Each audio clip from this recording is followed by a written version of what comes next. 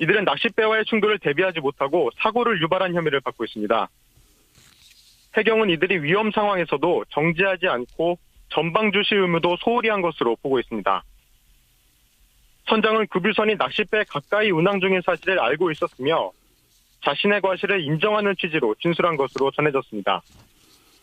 또 가판원 김 씨는 조타실에서 선장을 도와 전방을 살펴야 하는데도 사고 당시 자리를 지키지 않은 것으로 드러났습니다. 지금까지 인천 진도항에서 전해드렸습니다. 네, 정석호 기자 수고했습니다. 전복된 낚싯배 탑승자들은 모두 구명조끼를 착용한 것으로 확인됐습니다. 그런데도 대형 인명피해로 이어졌는데요.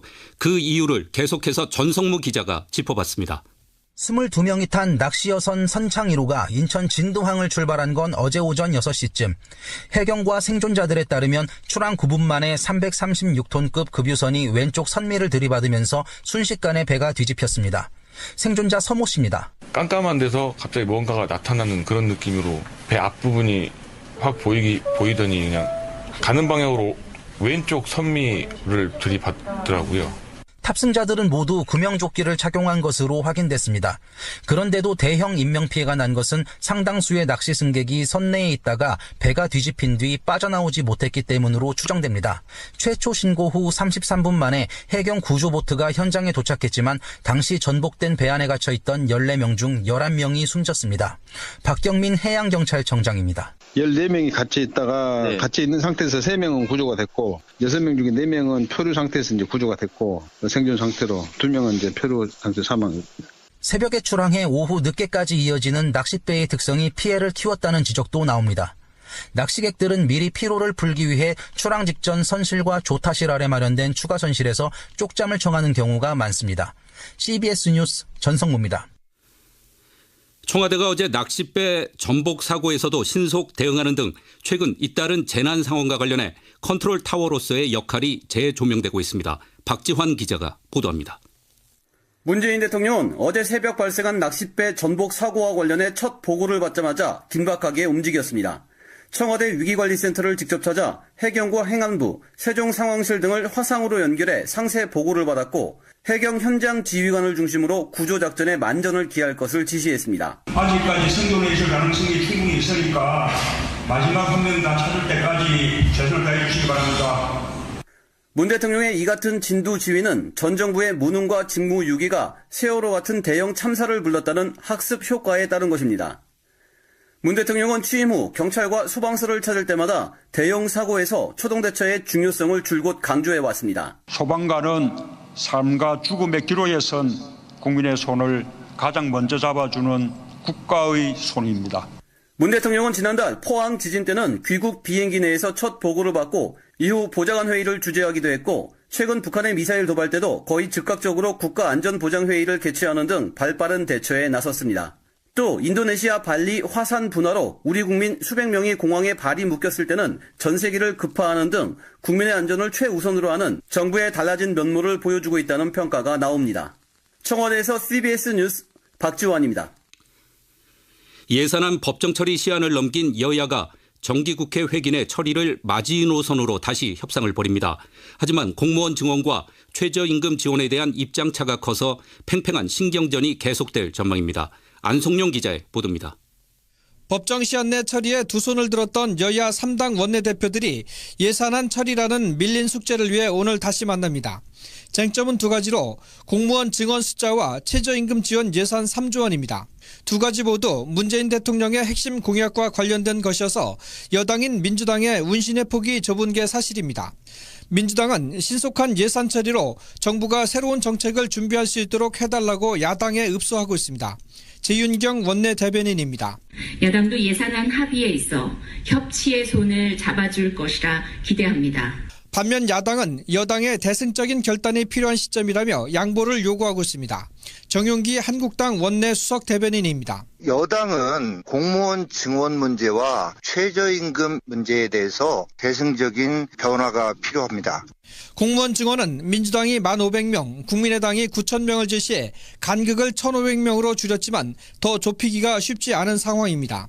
최저임금 지원은 내년에는 3조 원을 정부가 직접 지원하되 2019년에 직접 지원 규모를 어느 정도로 할지를 두고 합의점을 찾아야 합니다.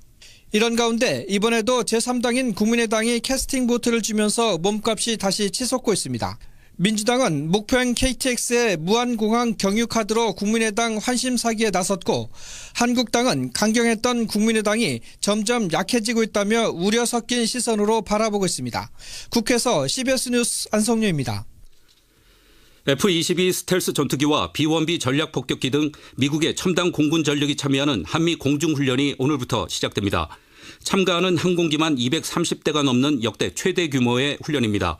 이에 대해 북한은 지난 9월 김정은 위원장의 사상 최고의 초강경 대응 조치 단행을 고려할 것이란 성명을 언급하며 위협했습니다. 맥메스터 미국 백악관 국가안보 보좌관은 한국과 일본 등이 핵으로 무장할 잠재적 위협은 중국과 러시아에도 이득이 아니라며 북핵 문제에 두 국가의 적극적 역할을 요구했습니다. 맥메스터 보좌관은 폭스뉴스와의 인터뷰에서 북핵은 미국과 동맹국뿐 아니라 중국, 러시아 등 전 세계의 중대한 위험이자 직접적 위협이라며 이같이 말했습니다. 국내 최대 철강그룹 포스코가 임원 수행 운전기사를 불법 파견했다는 판정을 받았습니다. 하지만 기사들을 직접 고용하는 대신에 파견에 동의하지 않으면 6개월 단기 계약직으로 돌리겠다며 압박한 사실이 드러났습니다. 김민재 기자가 단독 보도합니다. 최근 포스코는 계열사 내의 운전기사를 불법 파견했다는 판정을 받았습니다. 이에 따라 노동부는 사실상 운행 업무를 지시해온 포스코 각 계열사가 기사들을 직접 고용하라고 지도했습니다. 그런데 지난달 말 포스코는 기사들에게 현 고용 상태를 유지하겠다는 동의서를 작성하라고 나섰습니다. 만약 이를 거부하고 계열사 직접 고용을 요구한다면 6개월 단기 계약직으로만 고용하겠다는 겁니다. 포스코 계열사로의 전접시 고용 형태는 일단은 계약직으로 체결이 대상이 됩니다. 그 이후에는 어떤 평가를 거쳐서 지속 여부를 결정할 수밖에 없을 것입니다. 6개월 뒤 고용 여부는 보장하지 않는 상황. 사실상 불법 파견을 묵인하라고 기사들을 압박하는 셈입니다. 전문가들은 정부 시정명령을 기만하는 행위라고 말합니다. 민주노총 서울본부 법률센터 최진수 노무사입니다. 당사자들의 동의를 구해가지고 무마시키려는 의도에 불과하지 과거 10수년간 아무 문제 없이 얘기했고 직접 고용 의무가 발생을 했는데 6개월만 계약직을 쓰게 되면 그거는 회사가 6개월 뒤에 해고하겠다라는 의사로밖에 읽히지 않는데 사회적 비난이 가해지는 것이 맞는 것 같고요. 이에 대해 노동부는 포스코가 계열사를 통해 무기계약직 등 안정적 형태로 직접 고용하도록 지도하겠다고 밝혔습니다. CBS 뉴스 김민재입니다. 지난해 11월 발생했던 AI 상처가 채 아물기도 전에 또다시 재발하면서 축산업계 전체가 긴장하고 있습니다. 특히 국내 가금 농장 최대 밀집 지역인 전남과 전북 지역에서 잇따라 발생하면서 가금 산업 기반 자체가 붕괴될 수 있다는 우려가 커지고 있습니다. 박상용 기자의 보도입니다. 지난해 11월 16일 발생했던 AI는 올해 3월까지 이어지며 닭과 오리 3천만 마리가 살처분되는 사상 최악의 AI로 기록됐습니다. 이후 병아리 입식 등 복구 사업이 진행됐지만 지난 9월 말 현재 계란 생산량은 하루 평균 3,400만 개로 AI 발생 이전에 79% 수준에 머물고 있습니다. 또한 오리 사육 마리수도 700만 마리로 80% 정도만 회복됐습니다. 이는 지난해 AI 발생으로 국내 가금 산업이 계속해서 심각한 후유증에 시달리고 있다는 얘기입니다.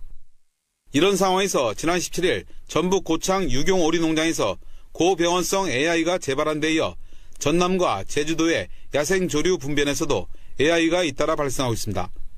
특히 이 같은 AI가 국내 육계 농장의 37%, 오리 농장의 70%가 몰려있는 전남과 전북 지역에서 또다시 시작됐다는 점에서 확산 우려가 커지고 있습니다. 해당 지방자치단체와 대형 계열업체들의 관리소홀 책임론이 불거지고 있습니다. 육계업체 관계자입니다. 공무원이 없어서 못 내보내준다. 막 이런 얘기 하시면 답답합니다, 진짜. 그런 그 밑에까지 내려가는 게 아직도 안 되고 있어요. 이번 AI가 아직은 가금 농장에서 추가 발생하지 않았지만 확산세가 이어진다면 가뜩이나 불안전한 국내 가금 산업 기반 자체가 회복 불능의 상황까지 올 수 있다는 전망이 나오고 있습니다. CBS 뉴스 박상용입니다. 카카오 택시가 목적지에 따라 승객을 골라 태운다는 논란에 카카오가 서울시와 묘책을 내놨습니다. 단거리 운행을 많이 한 택시 기사에게 장거리 호출을 우선 배정해주는 방식인데요. 실제 효과가 있는지 김현지 기자가 직접 거리에 나서봤습니다. 오후 10시가 넘자 강남역 사거리에는 택시를 잡으려는 사람들이 즐비했습니다.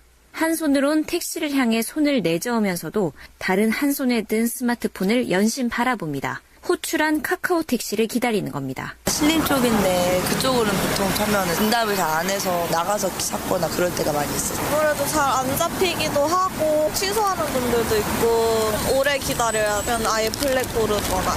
카카오 택시의 승객 골라 태우기 논란에 카카오는 단거리 콜을 많이 받은 기사에게 장거리 콜을 우선 배정해주는 제도를 지난달 24일부터 시작했습니다.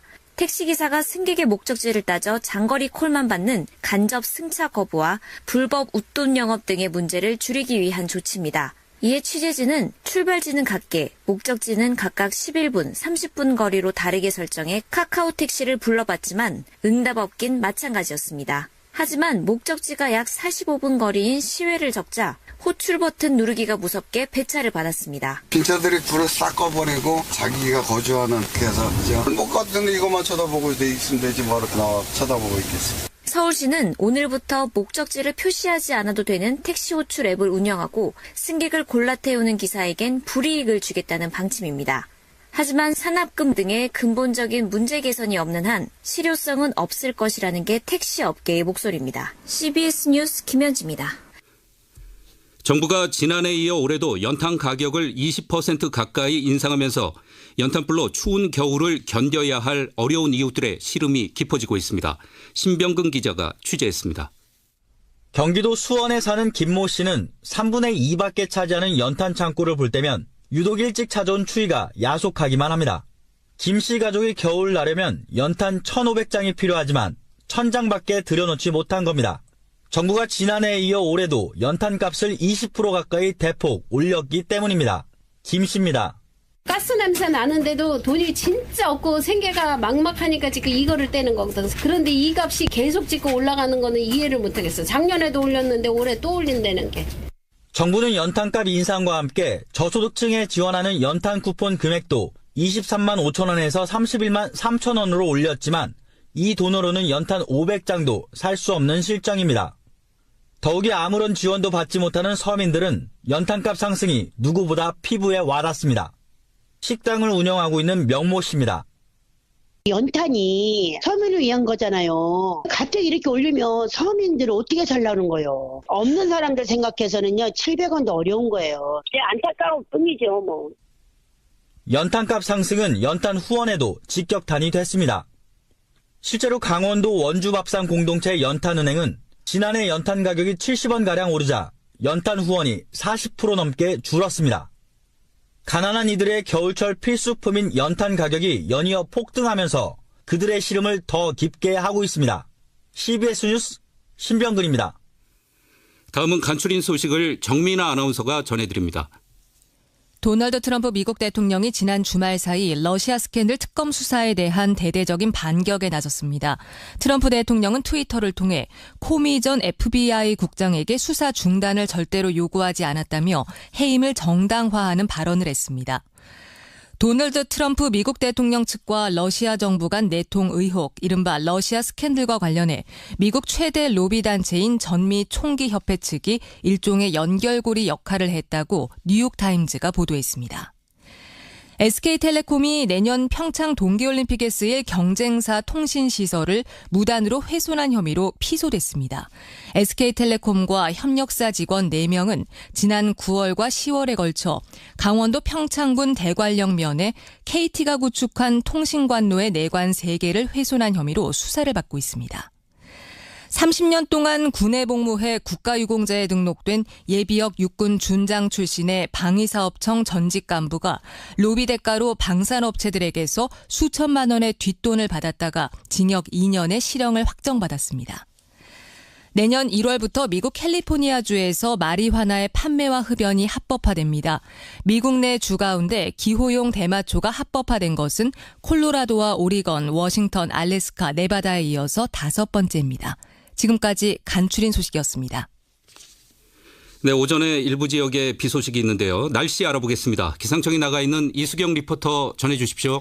네, 새벽까지 중서부 지방은 비가 내렸지만 이제는 비가 점차 그쳐가는 추세입니다.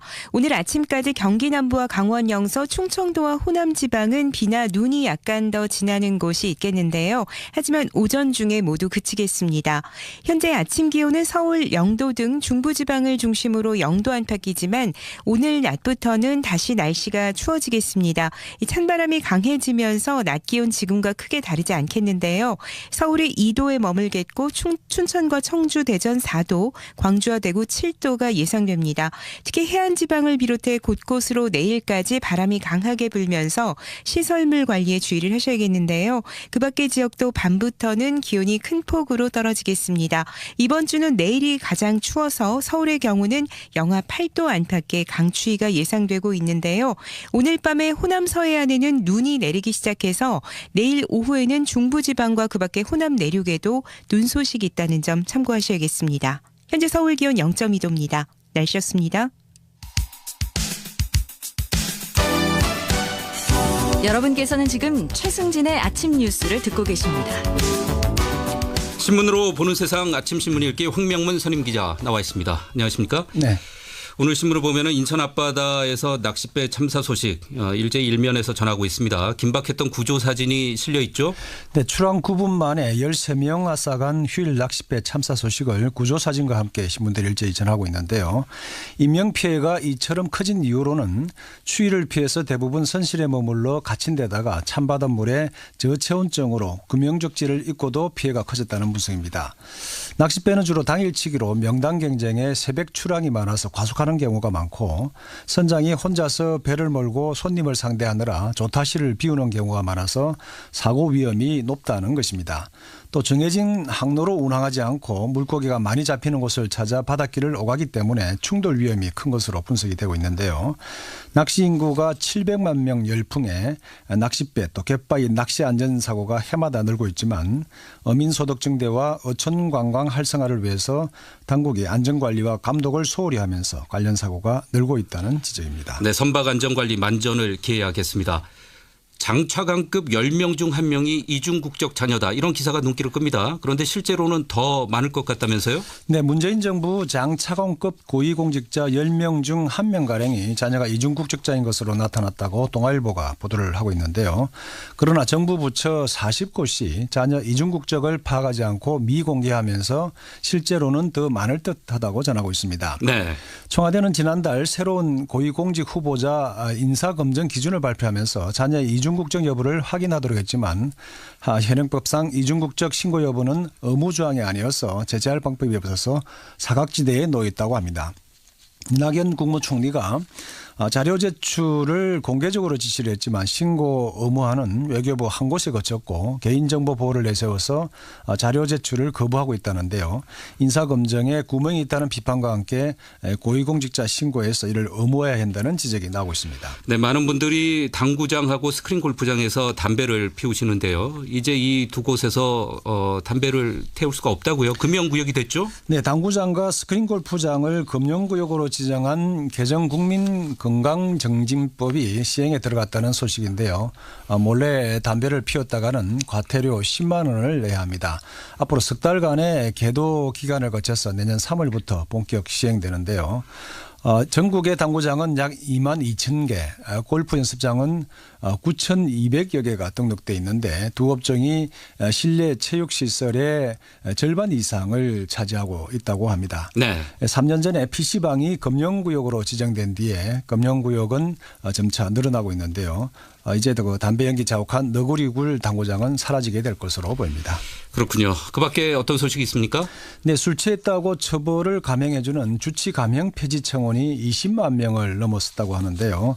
청와대 국민청원 게시판에 올라온 주치 감형 청원자가 20만 명을 넘었었습니다.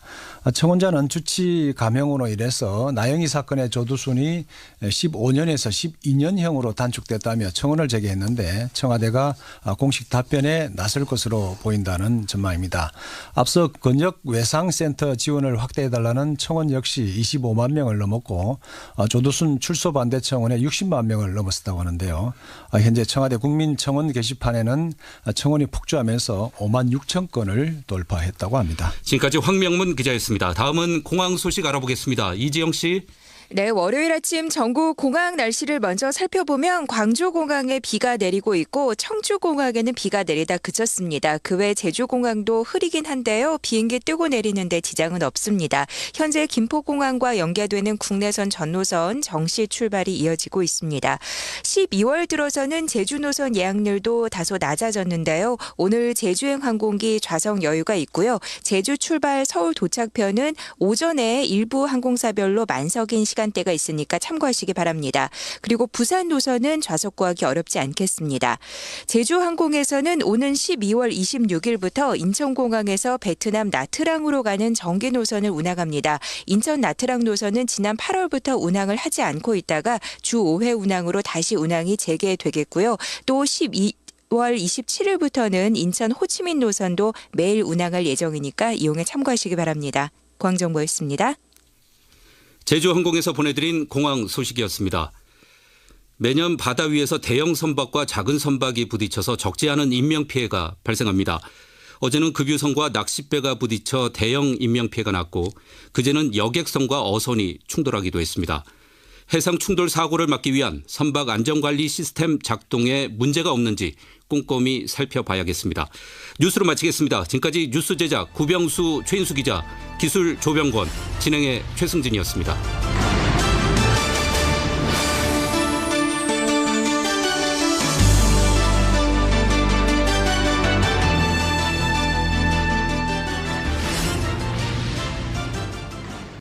CBS. 주말인데 뭘 먹지? 밥은 요리다가 있지? 맛집에서 먹던 맛 그대로 간편하게 하림 밥은 요리다. 자, 골라들 보세요. 여보, 난 춘천식 닭갈비 볶음밥. 엄마, 난 안동식 찜닭 볶음밥. 하림이 만들면 밥도 요리가 된다. 밥은 요리다. 하림. 우리 몸을 깨끗해 가볍게 하는 양파, 생김새가 위장을 닮은 양배추, 옥반식품의 양파즙, 양배추즙, 헛개즙에는 첨가물이 없습니다. 활기찬 하루 옥반식품과 함께하세요. 식품은 생명이다. 옥반식품. 검색창에 옥반식품 1577-3150. 초등학교 공부는 학교 공부가 기본입니다. 서연이 엄마, 서연이는 어떻게 그렇게 공부를 잘한대요? 우리 민준이도 서연이 밥만 따라갔으면 좋겠는데. 아직 모르셨어요? 초등학교 공부는 하나만 알면 되는데. 그래서 서연 엄마 비결이 뭐예요? 홈런 하세요. 아이스크림 홈런이요. 아이스크림 홈런. 당신의 집에 품격을 더한 명품 건축 박람회 하우징 트렌드 페어. 차세대 주거문화부터 고품격 건축 자재까지 대한민국 명품 건축 박람회 2018 하우징 브랜드 페어 1월 18일부터 21일까지 삼성동 코엑스 하우징 브랜드 페어.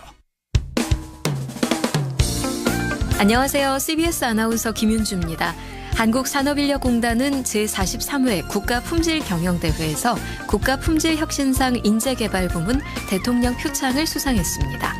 공단은 내부 구성원 역량 강화와 동시에 전국민 일자리 지원 사업의 품질 향상에 대한 공로로 영예를 안게 됐습니다.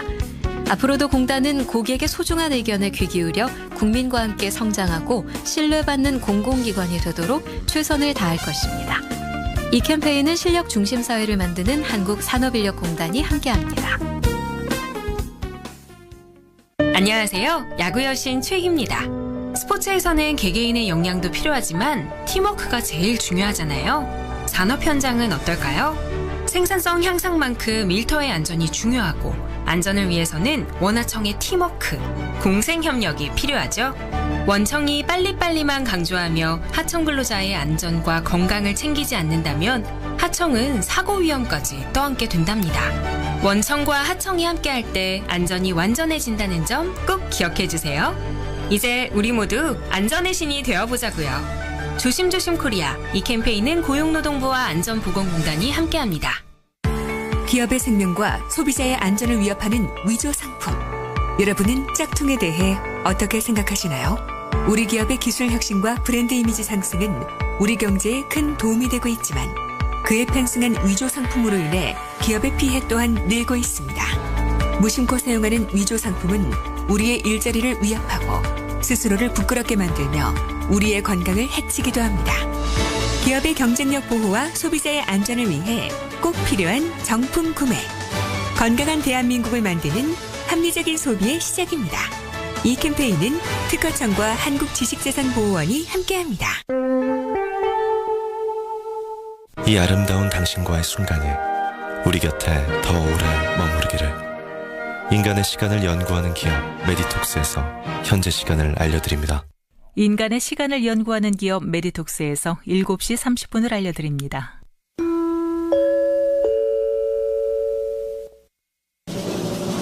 김현정의 뉴스 쇼.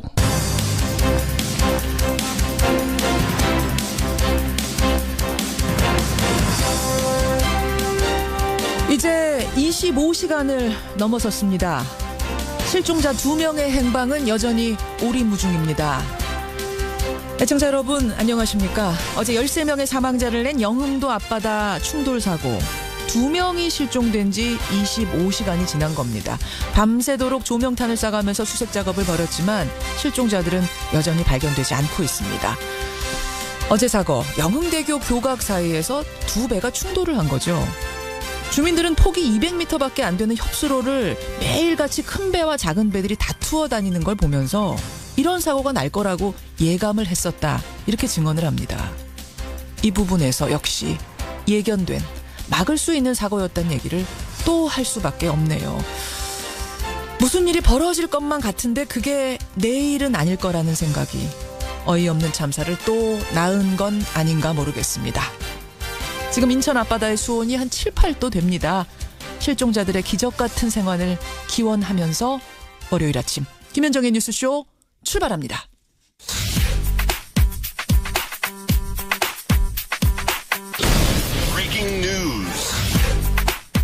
김현정의 뉴스쇼가 주목한 오늘의 포인트 김정훈 기자 나와 있습니다. 어서 오세요, 김 기자. 네.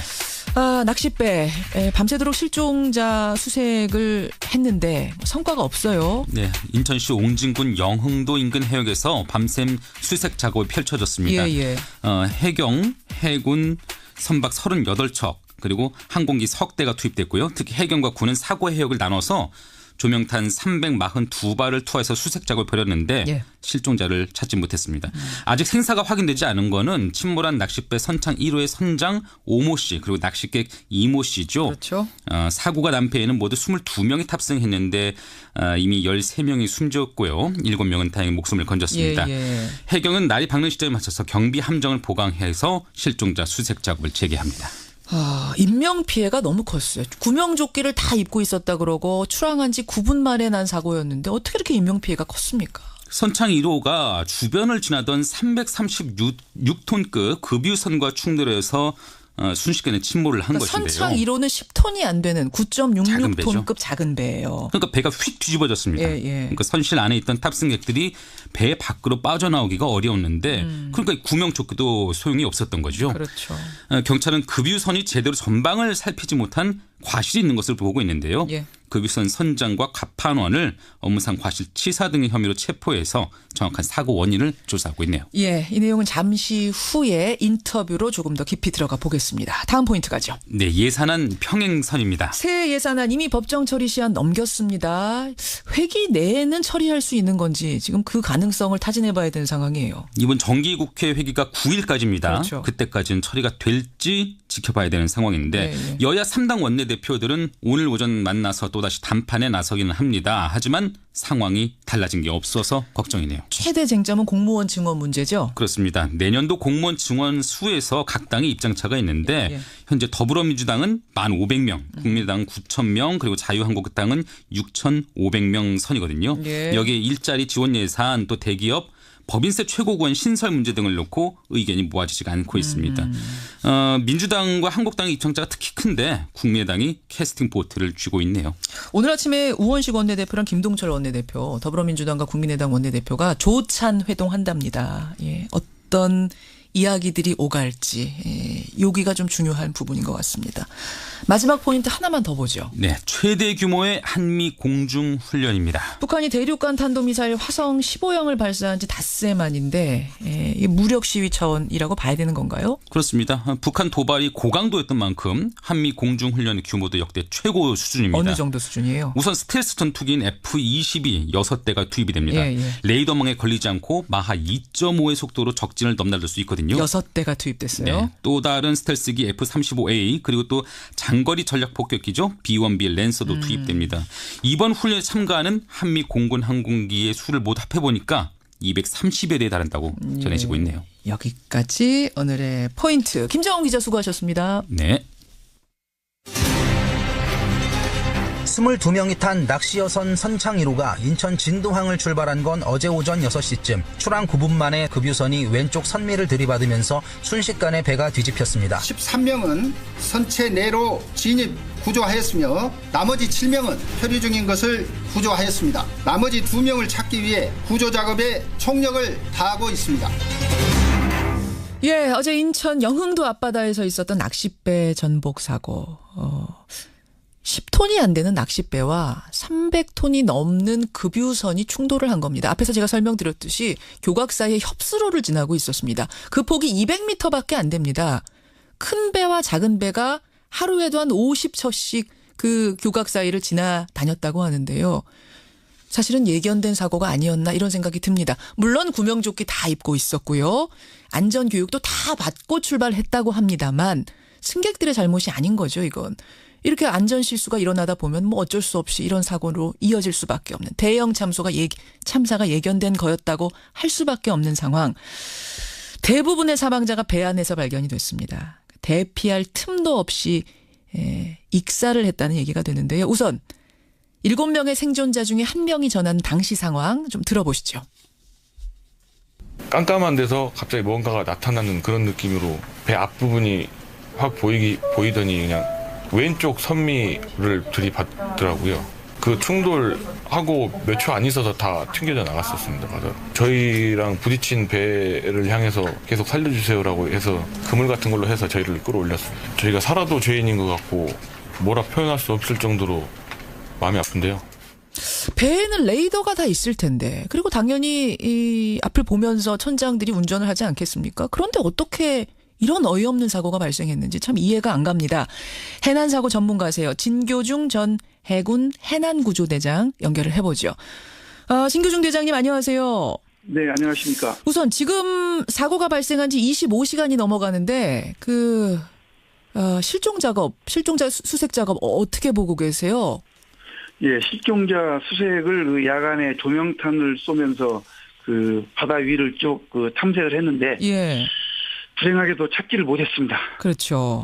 네. 생존 여부는 차치하고요. 일단 구명조끼를 그 두 분이 입고 있었다면은 물 위로 떠올라야 될 거 아닙니까? 근데 왜 이렇게 발견이 안 되는 거죠? 두 가지로 볼 수가 있는데요. 예. 하나는 선장분은 통상적으로 저도 낚시를 다녀봤지만 구명조끼를 잘 입지를 않습니다. 선장들은 보통 구명조끼를 잘 입지를 않는다. 이유는 배 안에 조타실이 협소하기 때문에 잘 입지 않고 또 한 분은 입었다 하는데 입었으면은 바로 오렌지색이기 때문에 바다 색깔은 네이비 블루 아닙니까? 배색이 오렌지색이기 때문에 금방 눈에 띄어야 되고 또 그 근처 해역이 망망대해도 아니고 바로 연안이기 때문에 보여야 되는데 보이지 않는다 하는 것은 저는 개인적으로 봤을 때 구명조끼를 입지 않았다라고 보여집니다. 그러니까 22명이 출발할 때는 분명히 다 입고 있었대요. 확인을 했답니다. 네네. 하지만 무슨 이유에서 뭐 화장실에 갈 수도 있고 뭔가 다른 이유로 잠깐 벗어놓은 사이에 사고가 발생했을 가능성도 배제할 수는 없으니까. 네, 그렇습니다. 그러니까 이분이 입고 있었다면 반드시 떠야 된다는 말씀이세요. 반드시? 예, 반드시 떠야 됩니다. 왜냐하면 구명조끼는 그 생사를 불문하고 예. 물에 떨어지면은 그 부력에 의해서 반드시 뜨도록 돼 있고 뜬 것은 그 주변에 어선 헬리콥터 또 그 배들이 많이 있었지 않습니까? 있었죠. 그래서 그 분들한테 쌍안경이나 또는 다른 어떠한 그 물체에 의해서 분명히 눈에 보여야 되는데 보이지 않았다. 이것은 좀 납득이 안 갑니다. 그렇군요. 반드시 떠야 되는 상황. 그럼 지금 이제 25시간이 지났는데 냉정하게 생존 가능성은 어느 정도나 보세요? 저는 뭐 거의 생존 가능성은 없다라고 봅니다. 이유는 통상적으로 섭씨 5도에서 10도 사이 해수 온도가 될 때 생존 가능성이 2시간, 최대 훈련된 병사가 4시간인데 지금 사고 해역의 해수 온도는 7.5도에서 8.5도씨 사이를 왔다 갔다 하고 있습니다. 따라서 벌써 25시간이 지났는데 생존 가능성보다도 10배 이상 지났기 때문에 저는 생존 가능성은 희박하다. 단 이분들이 떠밀려서 육지나 섬으로 갔을 때는 가능성이 있지만 지금 그쪽은 육지나 섬 쪽도 다 수색이 가능한데 아직까지 발견을 못했기 때문에 가능성이 희박하다 이렇습니다. 뭐 기적 같은 생활을 지금은 바랄 수밖에 없는 상황으로 수색 작업은 계속 진행이 되고 있습니다. 자, 원인을 좀 보겠습니다. 뭐 날씨가 급변한 거 아니냐, 수로가 너무 좁았던 거 아니냐, 여러 가지 얘기들이 나오는데 전문가로서 보실 때 종합적으로 볼 때 사고 원인 뭐라고 보세요? 저는 항해 부주의로 봅니다. 왜냐하면 출항할 때 시정도 4km, 그 다음에 파도도 1 내지 1.5, 그 다음에 비가 조금 내렸지만 날씨도 그랬지만 전혀 문제가 없었는데 갑자기 해상에서 기상이 돌변하고 그러진 않습니다. 연안 쪽은. 따라서 제가 보는 것은 협수로도 배가 다니는 길이 있습니다. 오른쪽으로 붙어서 가라, 왼쪽으로 붙어서 가라. 다 GPS도 있고 배 레이더도 있는데. 잠깐만요. 레이더가 큰 배, 300톤급 큰 배야 있었겠지만 그 낚싯배 조그만한 배에도 있었을까요? 낚싯배도 당연히 레이더가 있죠. 그래요? 네네.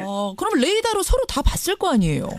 그렇죠. 레이더를 활용을 했으면 다 봤죠. 근데 제가 볼 때는 두 군데 다 큰 배나 적은 배 두 군데 다 레이더를 정확히 보지 않고 그냥 항해를 하지 않았느냐라는 추정을 해볼 수가 있습니다. 정확히 주시하지 않고 연안이니까 좀 방심한 채 항상 지나다니던 길이니까 그냥 갔을 가능성. 네. 자, 가능성이 농후합니다. 뭐 상황을 가장 정확히 아는 건 선장이겠습니다만 지금 작은 배의 선장은 실종 상태입니다. 그래서 배에 타고 있던 손님이죠. 생존자 증언이 그나마 실마리가 될 텐데요. 그 생존자의 증언 잠깐 다시 듣겠습니다. 그냥 새벽이었지 뭐 안개가 끼거나 그걸 때문에 뭐 시야가 안 보이고 그런 상황은 아니었어요. 일단 저희가 출항을 해서 한 10여 분 정도 나갔는데 뒤쪽에서 배 모양의 불빛이 있다고 그래서 그 얘기를 하고 1, 2분 최 안 된 시간이었던 것 같아요. 전복이라는 자체를 느낄 새가 없이 저희는 튕겨 나갔기 때문에 진행 방향에서 왼쪽이에요. 그러니까 왼쪽 뒷바퀴. 그쵸, 자동차로 따지면. 지금 생존자들의 증언 잠깐 들으셨어요. 이 생존자 말고도 대부분의 생존자들이 증언하는 게 똑같습니다. 뒤에서 큰 배가 오는 불빛을 봤다. 왜 저렇게 가까이 오지? 하고 1분도 채 지나지 않아서 들이받쳤다 이렇게 얘기를 하거든요. 네. 그러면은 결국 큰 배가 뒤에서 오다가 앞에 있는 작은 배를 발견하지 못하고 뒤에서 들이받은 셈이 되는 걸까요? 뭐 서로 충돌이라기보다는? 네, 그러니까 앞배도 큰 배가 뒤에서 오면은 오지 말라 하고 탐조등을 비친다든지 또는 무전으로 부른다든지 또는 기적을 울린다든지 해서 피해가도록 내가 여기 있으니 피해가라 라는 적극적인 신호를 보내야 되고 뒷배는 큰 배는 앞에 적은 배를 발견했을 때는 속도를 낮추고 가까워지면 속도를 낮추고 또 오른쪽 왼쪽으로 변침을 해서 안전하게 통과하는데 둘 다 항해 부주의로 보여집니다. 항해 부주. 원래 원칙은 뭔가요, 대장님? 원래 교통에 관한 원칙이 있지 않겠습니까? 그렇게 좁은 수로 협수로를 지날 때 원칙은 뭐예요? 협수로를 지날 때 원칙은 안전 속도를 유지하고 배가 가까워지면 속도를 줄여서 어떠한 일정 거리를 유지하면서 협수로를 안전하게 통과하도록 되어 있습니다. 따라서 그 뒷배가 속도를 낮추고 가까워지면 또는 내가 너를 오른쪽 왼쪽으로 추월한다 하고 신호를 보내고 그러면 그 앞배는 자기가 가는 코스 즉 침로를 그대로 유지하고 가면서 다른 배가 추월하도록 되어 있습니다. 작은 배가 큰 배한테 길을 내줘야 된다 뭐 이런 얘기도 있던데 그건 아닙니까?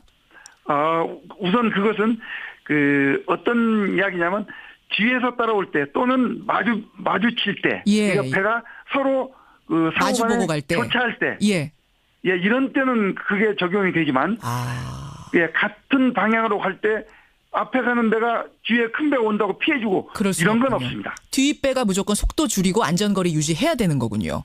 그렇습니다. 앞에 배도 적극적으로 신호 보내고, 적극적으로 신호 보내면서 오지 말아라. 그래요. 내가 지금 여기 있다. 너 조심해라. 하고 기적 또는 그 탐조등. 무전기로 계속 적극적인 조치를 해야 됩니다. 자, 사고 원인은 대충 어떤 건지 이제 감이 잡힙니다. 어쨌든 분명한 건 두 배가 충돌했습니다. 근데 아무리 두 배가 충돌을 했다고 해도 사망자가 이렇게까지 많은 게 이해가 잘 안 돼요. 게다가 사고가 나자마자 승객 한 명이 112에다 신고를 했습니다. 나자마자 충돌하자마자 112에 신고를 했고요. 이 승객은 살았습니다. 에어포켓 안에서 대피를 하는 상황 속에서 구조가 됐다고 해요. 그런데 그리고 해경은 30분 만에 현장 도착했습니다. 근데 왜 이렇게 사망자가 많았을까요? 네, 그 원인은 딱 하나입니다. 이제 유조선이 어선을 충돌했지 않습니까? 어선 안에 이제 객실에 낚시하러 가시는 분들이 배가 부두에서 출항해서 목적까지 갈 때는 선창에서 기다립니다. 기다리는데 그 안에는 배는 자동차하고 달라가지고 안전벨트도 없고 그냥 쭉 가는데 앉아 계시는 거죠. 네, 앉아 계시는데 뒷배가 갑자기 들이받으니까 충격에 의해서 이분들이 배에 있는 구조물과 부딪혀서 외상도 생기고 또 정신도 잃고 그 상황에서 갑자기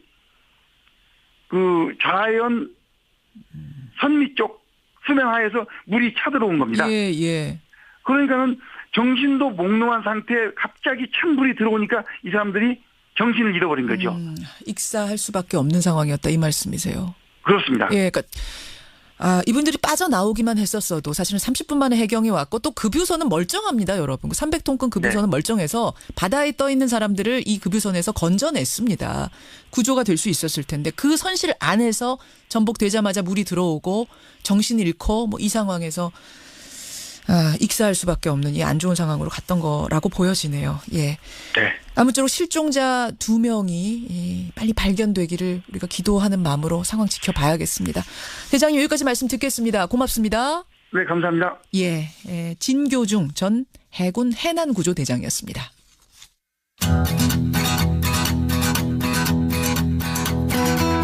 김현정의 뉴스쇼는 청취자 여러분의 참여로 이루어집니다. 트위터, 페이스북, 레인보우 게시판, 그리고 단문 50원, 장문 100원의 유료 문자 샵 1212, 우물정 1212 통해 참여하실 수 있습니다. 김현정의 뉴스쇼, 여러분과 함께 만듭니다. 김성환의 행간 시사평론가 김성환 씨 나오셨습니다. 어서 오십시오. 네, 안녕하세요. 자, 오늘 월요일 아침인데 우리가 기분 좋게 시작할 수가 없어요. 글쎄요. 굉장히 무거운 얘기들이 많네요. 어제 큰 사고도 있고요. 또 정치 쪽을 바라보면 전국도 안개 속입니다. 네, 맞습니다. 행간에서 좀 다뤄보죠. 내년도 예산안 처리가 법정 시한을 이틀이나 지금 넘기고 있는 상황입니다. 정세균 국회의장이 3일이라도 처리하자 이렇게 제안을 했는데요. 결국 합의에 이르지 못했고 오늘까지 지금 처리안이 미뤄진 상황입니다. 그렇죠. 오늘이 4일이니까 이제 이틀이 지난 건데요. 자칫하면 정기국회가 끝나는 9일까지 처리되지 못할 수도 있다 이런 우려마저 나오고 있는 상황입니다. 예산안 법정 처리 시한 넘긴 국회. 이 뉴스의 행간을 좀 살펴볼까 합니다. 김동연 부총리가요. 네. 예산안 처리 무산된 직후에 한 말이 화제가 되고 있더라고요. 이 주말 내내 120이라고 하는 말이 회자가 됐는데요. 이렇게 얘기를 했습니다. 예산실 직원들이 컴퓨터 비밀번호를 1202로 똑같이 걸어놓았다. 오늘 끝날 것으로 예상하면서 버텼는데 점점점. 이게 무슨 말이에요? 그러니까 이게 법정 처리 시한이 12월 2일이니까 예산실 직원들이 12월 2일까지 이 컴퓨터 사용하고 그러면 이제 우리 손 털고 나갈 거다. 이렇게 생각했는데 이거 시한 넘기면서 참 우리도 난감하다, 안타깝다 이런 마음을 이제 표현한 거죠. 그도 그럴 것이 지금까지 국회 선진화법 만들어진 이후로는 계속 시한 내에 처리됐었잖아요. 네, 맞아요. 예산안이. 그러니까 국회 선진화법을 만든 이유도 이 연말에 예산안 처리 때문에 맨날 몸싸움이 일어났잖아요. 맨날 1월 1일 넘기고. 네. 그러니까 이거 하지 말자. 그래서 2014년에 이제 법을 제정을 한 건데요. 예. 그러니까 처리 시한을 그 이후에는 몇 시간 정도 넘겼지만 그래도 다 대체적으로 맞아요. 이 법정 처리 시한 내 정도에 다 끝났어요. 예. 근데 이번에는 이제 그거를 4년 만에 넘겼으니까 더 논란이 될 수밖에 없는 거죠. 그렇죠. 뭐 이번엔 예산안 처리 쟁점은 여러 가지가 있지만 공무원 증원 문제, 최저임금 인상분 4조 원 어떻게 처리할 것이냐의 문제, 기초임금 아동수당 문제, 법인세, 소득세 인상 문제, 뭐 이렇게 여러 가지 이제 산 넘어 산인 쟁점들이 많이 있는데요. 여당은 생사리 뜯기는 듯한 고통을 느끼고 있다 이렇게 하소연하고 있고, 야당은 여당이 침대 축구를 하면서 버티고 있다 이렇게 맞서고 있는 상황입니다. 핵심은 공무원 증원 문제인 거잖아요. 네, 그렇죠. 최대 쟁점은 그거죠. 지금 자유한국당 정우택 원내대표는 우리는 100% 이 부분에 대해서는 꿈쩍 않겠다. 6,500명에서 700명 마지노선 그어놨고요. 국민의당은 국민 세금으로 공무원 늘릴 수는 없다. 이게 법정 시한 지키는 것보다 더 중요하다 하면서 9,000명 마지노선 그어놨습니다. 보좌관은 잘만 늘리시더니 왜 그런지 모르겠네요. 글쎄요. 자, 이 뉴스의 행간 이면 들어가 보죠. 첫 번째 행간은 지방선거 때문이다입니다. 그게 무슨 말씀이세요? 뭐 최대 쟁점 법안 중 하나였던 기초임금과 아동수당, 사실은 내용상에는 큰 차이가 없었어요. 그리고 이제 지난 대선 때 서로 간에 공약으로 내세웠던 것이기도 하잖아요. 단 하나 걸리는 게 있었습니다. 그게 뭐냐면 내년 지방선거 전에 실시할 것이냐, 그 직후에 실시할 것인가, 시기에 관한 문제입니다. 최소한 여당 입장에서는 내년 하반기가 시작되는 7월부터는 시행에 들어가야 한다 이렇게 주장을 했고요. 여당. 자유한국당과 국민의당은 6월부터 따지면 한 10월경부터 실시를 해야 한다 이렇게 지금 주장을 하고 있습니다. 10월부터. 이유는 왜 이렇게 뒤로 미루려고 얘기를 하고 있느냐. 왜냐하면 지방선거 바로 한 달 뒤쯤에 이런 복지 공약들을 내세우게 될 경우에는 여당 후보들이 우리의 치적이다 이렇게 홍보할 가능성이 있다는 거예요. 선거에 활용될까 봐. 네. 그거 활용되지 못하게 하기 위해서 내년 한 10월쯤에 예산을 배정해서 시작하자 이렇게 얘기를 하고 있는데, 근데 복지공약 시작 시점을 이렇게 10월에 시작하는 게 이게 말이 맞는 건지는 잘 모르겠지만 어찌됐든 간에 지방선거에 초점이 맞춰져서 이렇게 논란이 증폭되고 있다는 겁니다. 예, 기초연금 인상안은 뭐 내용은 다 합의가 된 것 같은데 왜 이렇게 시기 가지고 일어나 했더니 거기에 선거가 깔려 있는 거예요. 네, 맞습니다. 두 번째 행간은 뭡니까? 두 번째 행간은 또 지방선거 때문이다입니다. 두 번째도 지방선거 때문이에요? 네. 4년 만에 국회 선진화법까지 어기면서 국회가 특히 더 예산안 처리에 진통을 겪는 이유가 뭘까? 5구 대선의 연장선이기 때문입니다. 그게 무슨 말씀이세요? 지금 각 당 대표를 한번 보십시오. 네. 누구죠? 한번 홍준표, 꼽아보세요. 안철수, 유승민. 세 분 다 지난 대선의 대선 후보들이에요. 그러네요. 그러니까 연일 대선 같았으면 대선 실패 책임지고 몇 년은 은인자중해야 될 정치인들인데 지금 모두 조기 복귀를 해서 각 당을 이끌고 있습니다. 그러네요. 이런 각 당 대표들의 목표가 뭐겠습니까? 내년 지방선거 승리입니다. 역시. 여기서 실패하면 정치 생명도 끝나거든요. 그러니까 이런 상황에서 문재인 정부 첫 예산안을 짠다고 생각을 해보면 자기의 존재감, 색깔론을 최대한 드러내려고 할 거라는 겁니다. 그러다 보니까 이 보수 대 진보, 큰 정부론 대 작은 정부론 이런 프레임이 막 충돌하는 거고요. 예. 여기에 맞춰 예산안을 짜려고 시도하다 보니까 예산안 합의가 잘 안 되는 겁니다. 역시 선거가 문제다. 네. 이렇게 보시는 거예요. 세 번째 행간은요? 마지막 세 번째 행간도 다시 한번 지방선거 때문이다입니다. 뭐 세 가지가 다 지방선거 때문이라고요? 이번에 예산안 처리 시한을 만약에 넘기게 될 경우에는 어떻게 될까요? 그 후폭풍이 엄청나겠죠. 그러면 그 책임을 누구한테 돌리려고 하겠습니까? 서로 간의 책임 떠넘기기 할 가능성이 매우 높습니다. 그렇죠. 지방선거 탓이죠. 그것도. 예. 그리고 또 반대로 얘기하면은 지금 국회의원 보좌관 문제, 세비 늘리는 문제 때문에 국민 여론이 굉장히 안 좋잖아요. 예. 이런 상황에서 카톡 예산 그리고 쪽지 예산 이런 거 지금 예산 넣으려고 막 하고 있거든요. 이런 것도 결국은 다 지방선거 때문에 벌어지는 일이다 이렇게 봐야 될 것 같습니다. 김성환의 행간 김성환 씨 수고하셨습니다. 네, 고맙습니다. 이가탄의 힘. 붓고 피날 때 탁월하게. 아픈 잇몸을 건강하게. 이가탄. 잇몸병엔 이가탄. 증상은 달라도 잇몸병엔 역시 이가탄입니다. 잇몸병엔 이가탄. 아시죠? 명인제약. 모두가 세상을 여행할 때 모두 투어는 당신을 여행합니다. 당신이 좋아하는 것을, 설렘을, 이야기를, 모두의 여행이 다시 만나고 싶은 여행이 되도록 당신을 여행합니다. 다시 만나고 싶은 여행 모두 투어. 기분 좋은 컴퓨터 위더스 컴퓨터. 가깝고 빠르게 전구 500개 대리점 믿음이 중요해 두 번을 보증해 대리점 함께해 기분 좋은 컴퓨터 위더스 컴퓨터. 컴퓨터는 위더스 컴퓨터. 아유, 세 단계 종이 또 걸렸어. 정말 제보나 하려다가 미치겠네. 내가 진작 현대오피스로 바꾸라니까. 오늘 다 날 셀 거야. 이제 스트레스 받지 마세요. 사무기기 전문기업 현대오피스가 책임지겠습니다. 사무기기의 올바른 기준. 현대오피스. 노동조합에 노크하세요. 헌법이 보장한 권리입니다.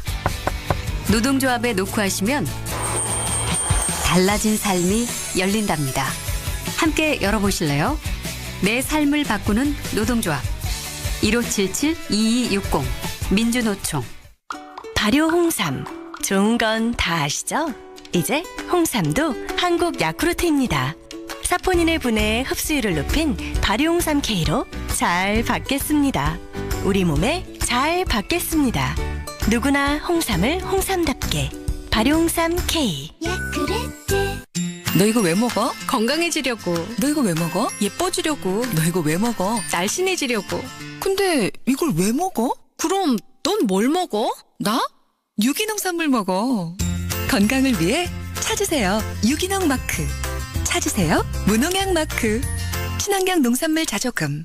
홍콩의 호텔에서 바라본 불꽃들이 밤하늘을 수놓고 있다. 그 모습을 바라보는 그에게 입 밖에 꺼내본 적 없는 내 마음을 전해야겠다. 오늘이 다가기 전에. 호텔을 예약하다. 감동을 예약하다.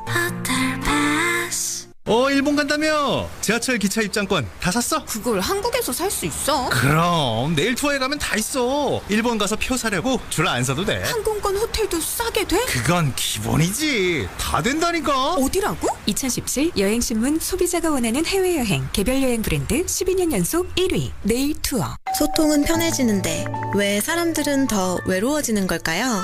마음이 통하는 세상을 꿈꿔온 조아름 씨. 그 꿈이 손편지 사업으로 이어졌습니다. 진심은 언제나 통한다고 믿어요. 아름 씨의 꿈이 세상에 없던 길을 만듭니다. 기프트카가 그 길에 함께하겠습니다. 현대자동차 그룹. CBS. 반도이보라 맘스 카페에 나와 있는 김윤욱입니다. 보라는 학원 갔어? 별동학습관 갔지. 신랑은? 안방 소재에서 나오질 않아. 자기만의 공간이 너무 좋은가 봐. 보라 엄마 좋겠네. 그럼 유보라로 이사오고 우리 가족 대만족이야. 살수록 기분 좋은지 2018년에도 반도이보라의 고객사랑은 계속됩니다. 반도건설. 안녕하세요. 아나운서 엄지인입니다.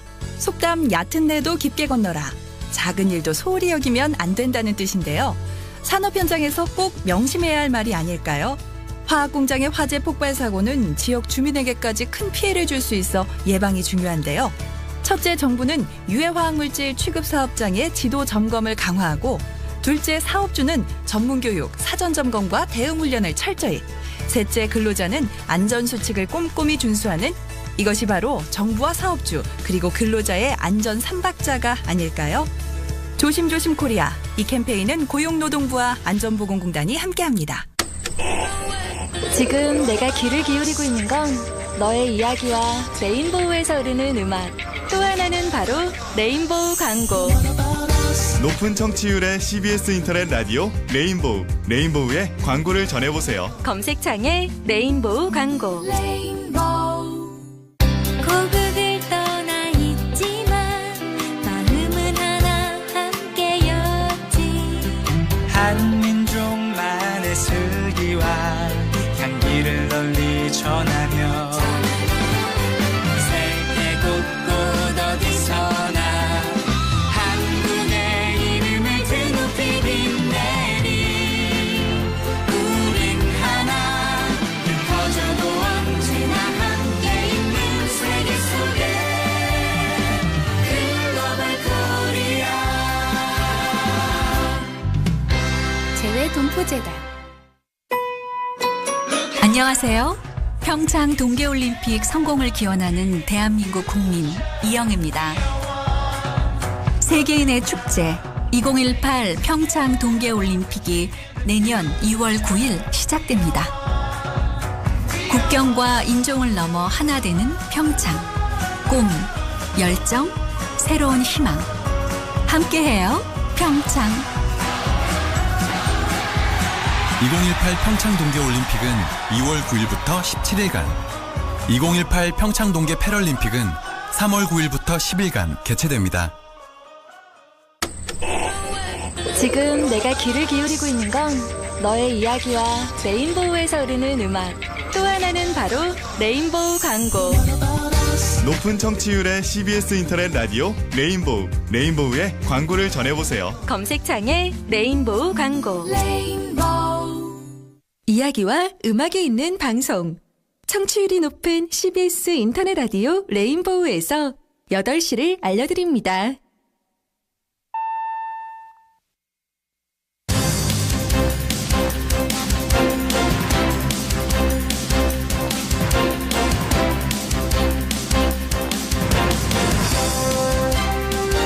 김현정의 뉴스쇼 2부 출발합니다. 청취자 의견이 많이 들어오네요. 김창수님, 국회의원들 보좌관 늘리는 건 쉽게 하더구만 왜 예산안 처리는 이렇게 안 되는 건가요? 8672님도 국회의원 세비 인상, 보좌관 증원은 여야가 찰떡궁합이더니 국회 예산 처리는 국민 핑계 대면서 당리당략 챙기는 거 아니냐. 빨리 합의해라 라는 이런 의견들이 들어오고 있습니다. 여러분 의견 좀 받아보면서요 2부 시작을 하죠. 2부에서는요 교육계 이슈를 좀 먼저 다뤄보려고 합니다. 상벌점제라는 게 지금 시행이 되고 있죠. 그런데 서울시 교육청이요 이 상벌점제를 폐지하겠다 나서면서 논란이 커지고 있습니다. 교계에서는 아니 체벌도 못하는데 벌점 주는 것마저 사라지면 도대체 교권은 어떻게 되느냐라는 소리가 나오는가 하면 아니다, 상벌점제 실효성도 없고 너무 비교육적이다라는 의견이 맞서고 있습니다. 여러분의 생각은 어떠신가요? 들으면서 판단을 해보시죠.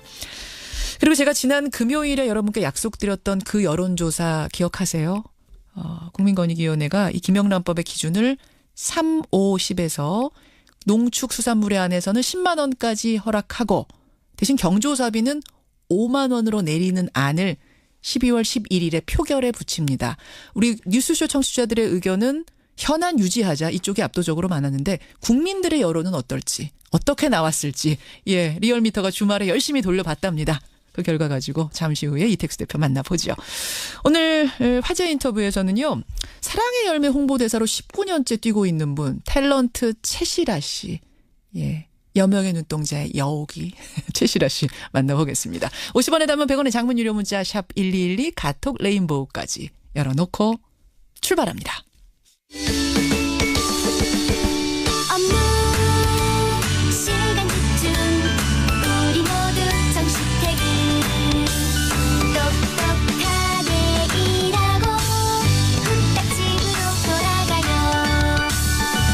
여러분의 워라벨 고용노동부가 함께합니다. 바닷물을 마실 수 있는 물로, 더러워진 물을 다시 깨끗한 물로. LG의 수처리 솔루션이 물 걱정 없는 세상을 만들어갑니다. 옳은 미래 LG. 좋은 약은 잘 듣는다고 합니다.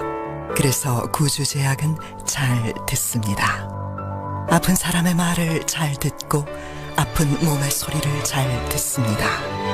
세상에서 가장 잘 듣는 약을 만들기 위하여 잘 듣는 회사 구주제약. 괜찮은 맛집을 발견하면 함께하고 싶은 분 떠오르시죠? 좋은 제품은 알리고 싶어지는 행복나눔의 가치. 건강한 회원 직접 판매의 정신입니다. 직접 판매 공제조합에 가입된 회원 직접 판매 기업은 소비자 피해 보상보험으로 믿을 수 있습니다. 가입 여부를 꼭 확인하십시오. 직접 판매 공제조합. 지아씨 굿모닝. 요즘도 변비? 아니요. 굿모닝 S. 굿모닝 S? 네, 변비 치료제 굿모닝 S. 굿모닝 S. 네, 생약으로 만든 한방 변비약 굿모닝 S. 변비엔 굿모닝 S. 데일리 데일리 데일리 우리 과일 새 이름 데일리 데일리 데일리 매일매일 먹어요 맛있는 과일 고를 땐 우리 과일을 부르는 새로운 이름. 경상북도 과수통합 브랜드 데일리를 확인하세요. 데일리. 상벌점제라는 건요. 2009년에 학교 내 체벌을 전면 금지하면서 대체 수단으로 도입이 된 겁니다. 학생이 잘못된 행동을 하면 벌점 주고 칭찬받을 행동하면 상점을 준 후에 그 점수 누적에 따라서 단계별 조치를 취하는 이런 지도 방법인데요. 매를 들을 수 없으니까 상벌로 대신하자 뭐 이런 취지였습니다. 그런데 부작용이 적지 않아서 서울시 교육청에서는 이 상벌점제를 없애려는 중이었습니다. 그런데 여러분, 얼마 전 부산의 한 고등학교에서 학생이 교사의 뺨을 때리는 이런 사건이 있었죠. 이 일을 계기로 상벌점제 폐지하면 안 된다라는 목소리도 크게 나오고 있는 겁니다. 양쪽이 팽팽합니다. 자, 듣고 판단하시죠. 오늘은요, 제가 여러분의 의견 번호나 이름 소개 안 하겠습니다. 그러니까 여러분이 자연스럽게 아주 적극적으로 교사나 학부모님들 의견들 보내주세요. 예. 이름 소개 없이 제가 의견만 소개하겠습니다. 지금부터 보내주십시오. 먼저 상벌점제 없어져야 된다고 주장하는 분이세요. 좋은 교사 운동의 김영식 정책위원장 연결이 돼 있습니다. 선생님 안녕하세요. 네, 안녕하세요. 상벌점제 지금 전국 중고등학교에서 다 하는 겁니까? 아니요, 그렇지 않습니다. 학교별로 선택해서 시행하고 있습니다. 선택해서 어느 정도나 시행하고 있어요? 초기에 2009년도 처음 이제 도입됐을 2010년, 2011년 가면서 거의 한 7, 80% 학교에서 시행됐을 거라고 보고 있고요. 7, 80%에서. 네네. 그래요. 없어져야 한다고 주장하시는 핵심적인 이유는 뭡니까? 일단 상벌점제를 없앤다라고 하는 게 상벌을 없앤다라는 얘기는 아니고요. 예. 상벌을 점수로 해서 하는 걸 없애자라고 하는 겁니다. 뭐가 다른 거죠? 그러니까 어떤 학생이 잘못을 했을 때 그것을 지도하는 거는 당연한 건데, 그거에 대해서, 너 별점 3점, 이런 식으로 이렇게 지도하고 하는 것이, 문제라고 보는 것이죠. 그러니까, 인격을 가진 학생인데, 그 학생에 대해서, 그거를 점수화해서, 너 이 행동 잘했으니까 너는 몇 점, 이 행동 못했으니까 너는 벌점 몇 점, 이런 식으로 하는 것이 비교육적이라고 보기 때문입니다. 아까 지적을 하시는 건 좋고, 칭찬하시는 것도 좋지만, 그걸 점수화하지는 말자. 그렇죠. 왜냐하면, 그것이, 학생들의 어떤 도덕성 발달에 문제가 생기는데요. 착한 행동을 하고 나쁜 행동을 하지 말아야 되는 이유가 어떤 내면의 도덕적 기준 때문에 일어나야 되는데 이게 어떤 착한 일이 어떤 상점 받기 위해서 하는 거고 나쁜 일은 벌점 받기 싫어서 하지 않는 거고 이렇게 되면 소위 이게 겉과 속이 다른 사람을 기르는 게 아니냐 이런 우려가 있었던 것이죠. 그러면은 이제 나중에 사회에 나와서 점수와 그러니까 벌점 같은 게 없어지면 그때부터는 오히려 더 그동안 억눌렸던 게 표면화될 수도 있다 이런 걱정. 교육적이지 않다 한마디로. 그렇죠. 또 타인의 어떤 시선에 의해서만 이렇게 움직이는. 시선이 있을 때만 잘하게 되고 되고 그렇지 않는 혼자 있을 때는 또 다른 나쁜 행동을 또 하게 되는 이런 어떤 도덕성 발달에 문제가 생긴다고 보기 때문입니다. 실제로 어떤 폐해도 눈에 보이는 게 있었습니까? 실제 이제 시행되는 과정에서 있었던 일들인데요. 예를 들면 바닥에 침을 뱉는 학생이 있습니다. 그러면 지나가는 선생님이 그걸 보시고 너 침 뱉었지? 너 벌점 3점 이렇게 하고 지나가시는 거예요. 그리고 빨리 닦아. 그러니까 학생이 뭐라고 말하자면 저 벌점 받았잖아요 하고 그냥 가버리는 거죠. 벌점 줘놓고 왜 닦으라 그래요? 벌점 받고 말을 내요. 그렇죠. 그러니까 자기 행동에 대한 책임을 점수 받는 걸로 그냥 끝내버린단 말이죠. 게다가 학교별로 어떤 상점의 항목은 굉장히 적고 벌점의 항목은 굉장히 세세하고 많은 경우가 허다합니다. 예. 제가 어떤 고등학교 봤더니 상점 항목은 17개, 벌점 항목은 33개, 거의 2배 차이가 나요. 그리고 선생님들도 상점을 잘 주진 않습니다. 주로 벌점을 많이 주는 거죠. 상은 잘 안 주고. 예, 이 상벌점제가 주로 학생들을 좀 통제하기 위한 그런 수단으로 이제 이용된다는 그런 반증이기도 하고요. 예. 또 심지어 그 학생자치회 임원들에게 예.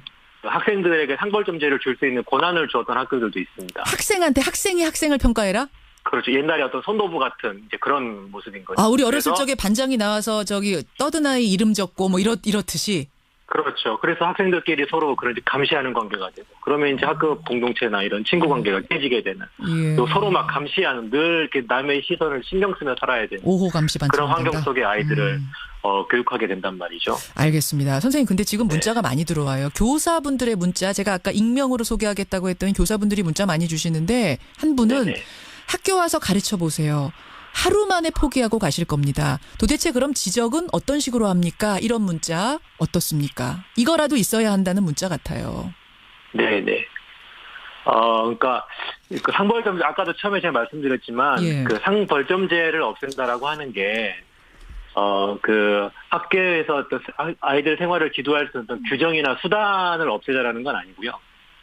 당연히 해야 되는 일이라고 보는 겁니다. 해야 되는데 이제 이분의 지적은 이분의 말씀은 뭐냐면 그냥 말로만 지적하면 애들이 듣질 않는다는 거예요.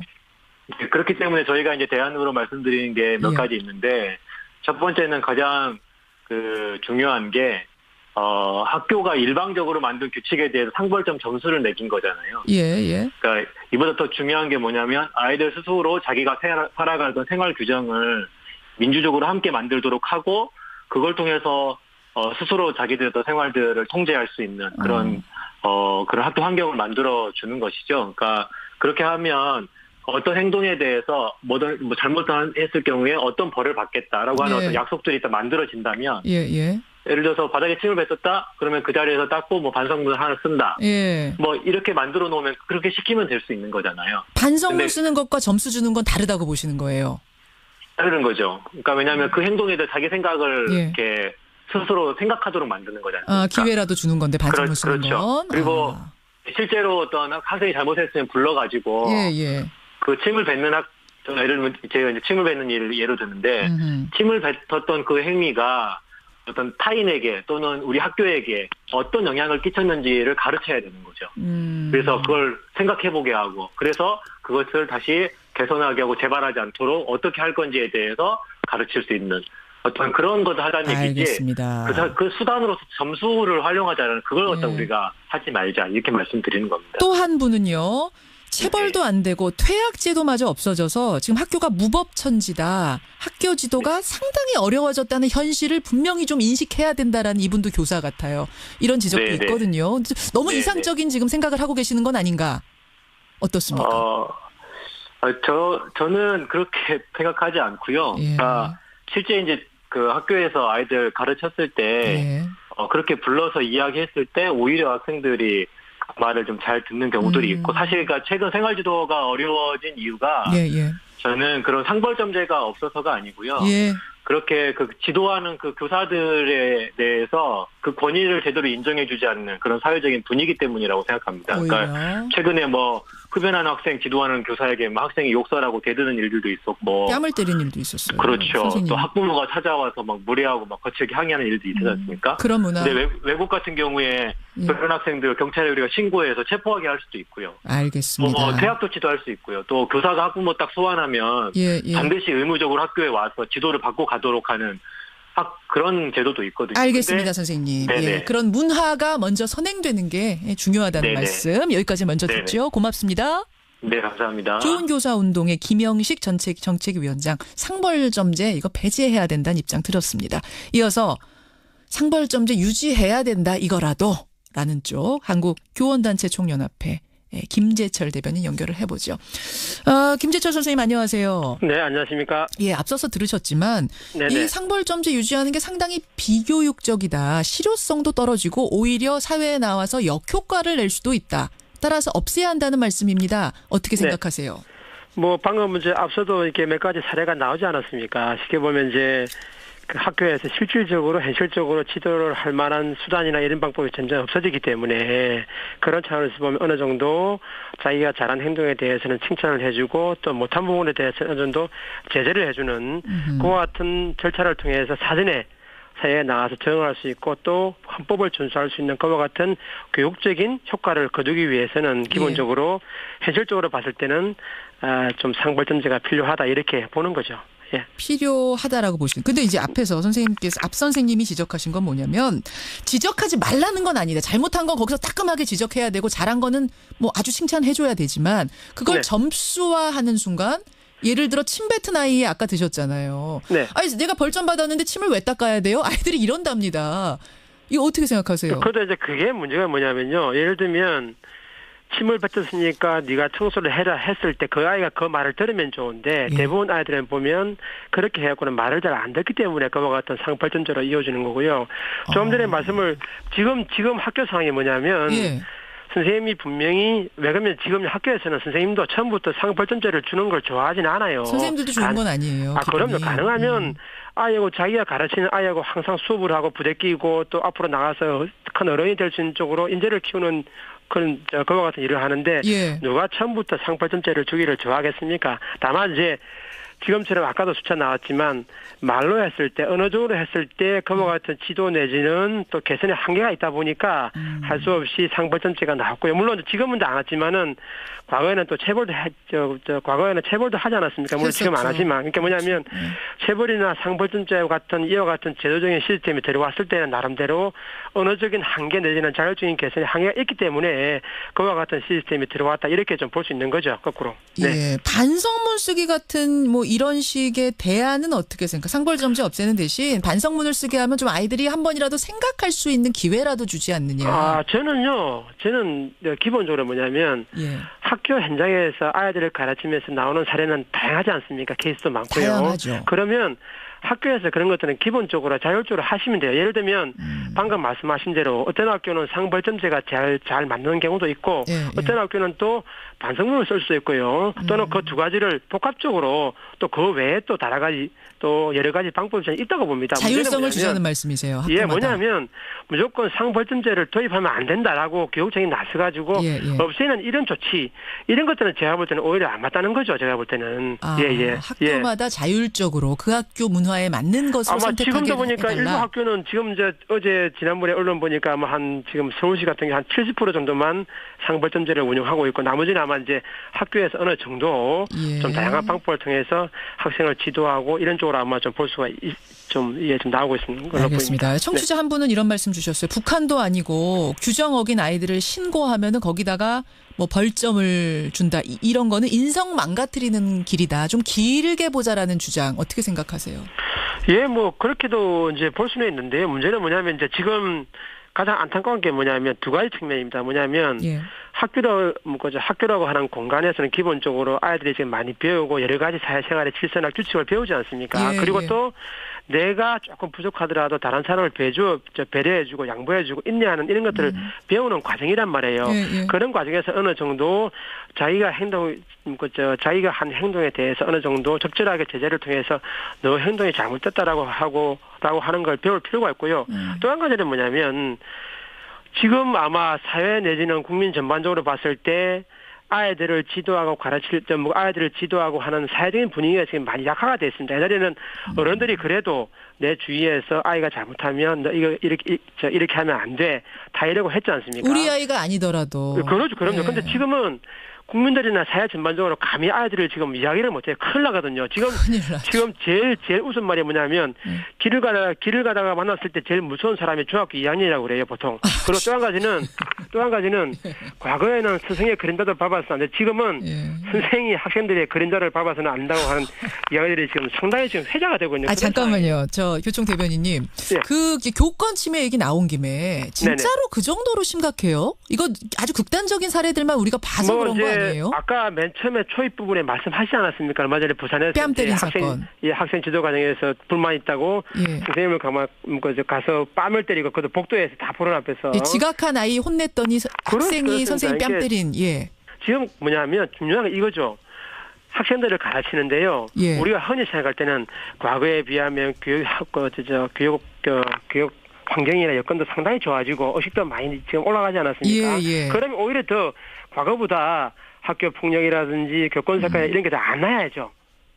그래서 지금은 오히려 더 교권 침해라든지 학교 폭력 이런 게 더 많이 나요. 실제로 교권 침해 사례가 많다는 말씀이세요, 현실에서도? 예, 그 얘기는 뭐냐면 알겠습니다. 또 오히려 또 어떻게 보면 지금은 이제 이렇게 상벌점제 같은 이야기가 되고 있지만 어떻게 보면 과거에는 그와 같은 규정이나 이런 게 별로 없었잖아요. 없었죠. 주로 이제 이야기를 통해서 다 이루고 학교 내에서 이야기를 하면 말을 듣고 했는데 지금은 환경도 좋아지고 의식도 많이 올라갔지만 오히려 더 학교 폭력이나 안 좋은 면들이 많이 나오기 때문에 지금으로서는 언어만 가지고는 제재를 하는데 한계가 있다 이렇게 보기 때문에 제가 볼 때는 어느 정도 그걸 좀 기록하고 좀 해주는 알겠습니다. 필요한 게 아닌가. 대변인님 30초 남았는데 하나만 질문 드릴게요. 네.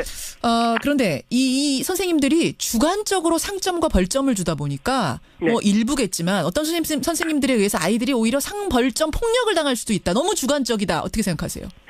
그거는요, 아마 이제 조금 전에 말씀드렸지만 학교별로 케이스도 많고 상황이 다양하기 때문에 일률적으로 말씀드리기 어렵고요. 그렇지만 그래도 그 선생님께서 그렇게 할 때는 아마 기본적으로 말이라든지 다른 걸 해보다가 안 되기 때문에 그와 같은 경우로 아마 좀 상벌점제를 주는 게 아닌가 이렇게 판단이 들고요. 기본적으로 선생님들을 좀 믿고 그리고 기본적으로 학교 생활에서 올바른 교육 활동이라든지 아니면 학교 생활 지도를 선생님들께서 제대로 좀 할 수 있도록 알겠습니다. 신뢰를 가지고 좀 지원해 주면 이와 같은 논의는 좀 많이 좀 줄어들 걸로 그렇게 보여집니다. 여러분 어떻게 생각하십니까? 지금 의견들이 활발하게 들어오네요. 교사이신 분들 제가 실명 얘기 안 합니다. 교사라고 표현하고 문자 보내주시고요. 학부모님들 학부모라고 표현하고 보내주십시오. 자, 고맙습니다. 네, 감사합니다. 예, 상벌점제 이거 폐지해야 되나 유지해야 되나 양쪽의 입장 들어봤습니다.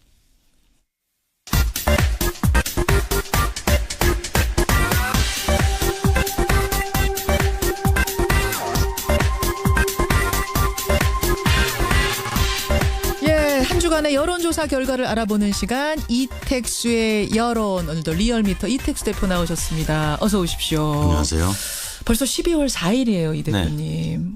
아이들이 그 크리스마스에 산타 선물 기다릴 나이는 아니잖아요. 그럼요. 예.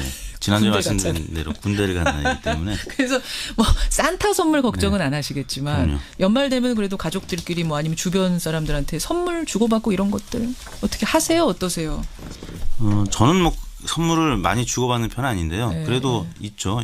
연말 연시에. 있죠. 꼭 챙겨야 될 분들. 혹시 그럴 때 김영란법 좀 신경 쓰이세요? 아무래도 뭔가 선물을 해야 되는 이럴 때. 그럼요. 신경이 쓰이죠. 혹시나 받는 분들의 입장도 있을 것이고 또 저 역시 받을 때 확인 전화를 하시는 분들도 계십니다. 김영란법 대상이냐 아니냐.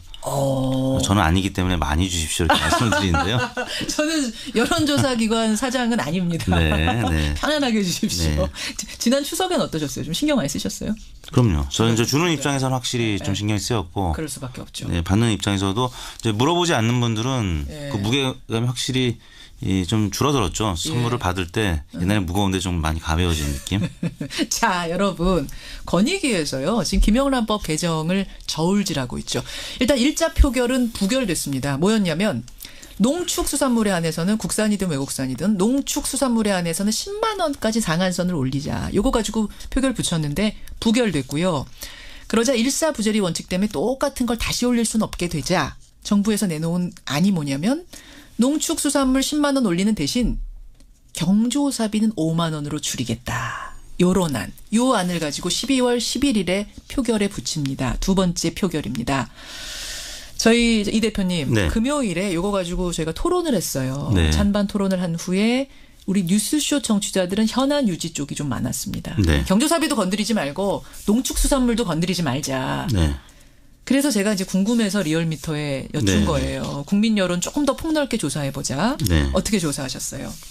네, 저희가 지난 금요일 12월 1일 날 전국 19세 이상 성인 9,323명에게 접촉을 해서 최종 506명이 응답을 완료했습니다. 506명이 응답했습니다. 5.4%의 응답률이었고요. 무선 전화 면접 및 유무선 자동응답 혼용 방식이었습니다. 표본 오차는 95% 신뢰 수준에서 플러스 마이너스 4.4%포인트였는데요. 질문은 다음과 같았습니다. 오는 11일 국민권익위원회는 최근 부결된 청탁금지법의 식사, 선물, 경조사비 상한액 개정안을 재상정할 것으로 보입니다. 개정안의 내용은 식사비 한도액 3만 원과 선물비 5만 원은 그대로 유지하고 경조사비는 기존 10만 원에서 5만 원까지만 허용하되 농축수산품과 화훼 한정의 선물과 경조사비를 10만 원까지 허용하는 것인데요. 네. 선생님께서는 이와 같은 청탁금지법의 식사, 선물, 경조사비 상한액 개정안에 대해서 어떻게 생각하십니까? 이렇게 물었습니다. 예, 자 이제 여러분 중요한 것이 오늘 보셔야 될 것이 그냥 농축수산물만이 아니라 농축수산물 올리는 대신 경조사비를 5만 원으로 줄이는 거기 때문에 요거에서 어떻게 나왔을지 네. 잘 모르겠어요. 청탁금지법에 대해서 찬성한다는 의견이 63.3%로 나타났고요. 반대한다는 의견이 27.5%로 대략 2배 이상 찬성 의견이 높게 나타났습니다. 개정안에 찬성한다. 네. 청탁금지법 개정안에 찬성한다가 63.6%. 네. 반대한다가 27.5%로 나타났는데요. 27.5% 2배 넘게 차이가 나는 그렇습니다. 거예요? 찬성하는 편 41, 매우 찬성 22.3%, 예, 합쳐서 예. 63.3이었고요. 반대는 반대하는 편이 13.9, 매우 반대가 13.6, 합쳐서 27.5%. 2배 이상 찬성이 높게 나타났습니다. 이거는 지난 금요일에 저희 청취자 문자만으로 봤을 때 여론하고는 네. 상당히 차이가 있는 거네요. 그렇습니다. 지난 27일 날 권익위 전원위원회에서 가결 정족수 1명이 부족해서 이제 부결이 된 이후에 예. 이낙연 국무총리가 이런 표현을 했습니다. 그 모양새가 좋지 않게 부결이 됐다. 권익위원장이 그때 국회에 이제 출석하면서 예. 이 1명이 부족해서 이제 전원위에서 부결이 됐는데 결국에는 이낙연 총리가 내년 설 연휴 이전에 김영란법을 손질해서 농축수산업계 어려움을 덜어주겠다는 취지의 발언을 했었는데 그런 보도가 전해지면서 대통령 지지층에서도 좀 관심을 이제 갖게 됐다. 네, 이 정책적인 이슈가 정치적인 이슈로 좀 전환되는 이슈로. 과정. 네, 그래서 현 여권 지지층에서 관심을 갖고 이 개정안의 구체적인 면까지 좀 보게 된 것 같습니다. 분석해보면 실제로 그래요. 대통령 지지층 그다음에 더불어민주당 지지층 쪽에서 찬성이 많았습니까? 그렇습니다. 지지정당별로는 민주당 지지층에서 찬성이 68.3%로 가장 높게 나타났습니다. 그래요. 그리고 정의당 지지층이 62.1%, 자유한국당 지지층은 그보다 낮은 59.7%가 찬성을 했고요. 바른정당 58.3%. 결국에는 이낙연 총리의 입장 관련 보도 그리고 사실 그와 관련해서 지난 8월 달에 문재인 대통령이 청탁금지법 관련한 연구 결과와 국민 의견을 바탕으로 보완 방안을 마련하라라는 지시가 있었는데요. 그와 관련된 보도도 또 몇 달 만에 다시 나오면서 문재인 대통령 지지층, 민주당 지지층이 좀 우호적으로 바뀐 것으로 보이고요.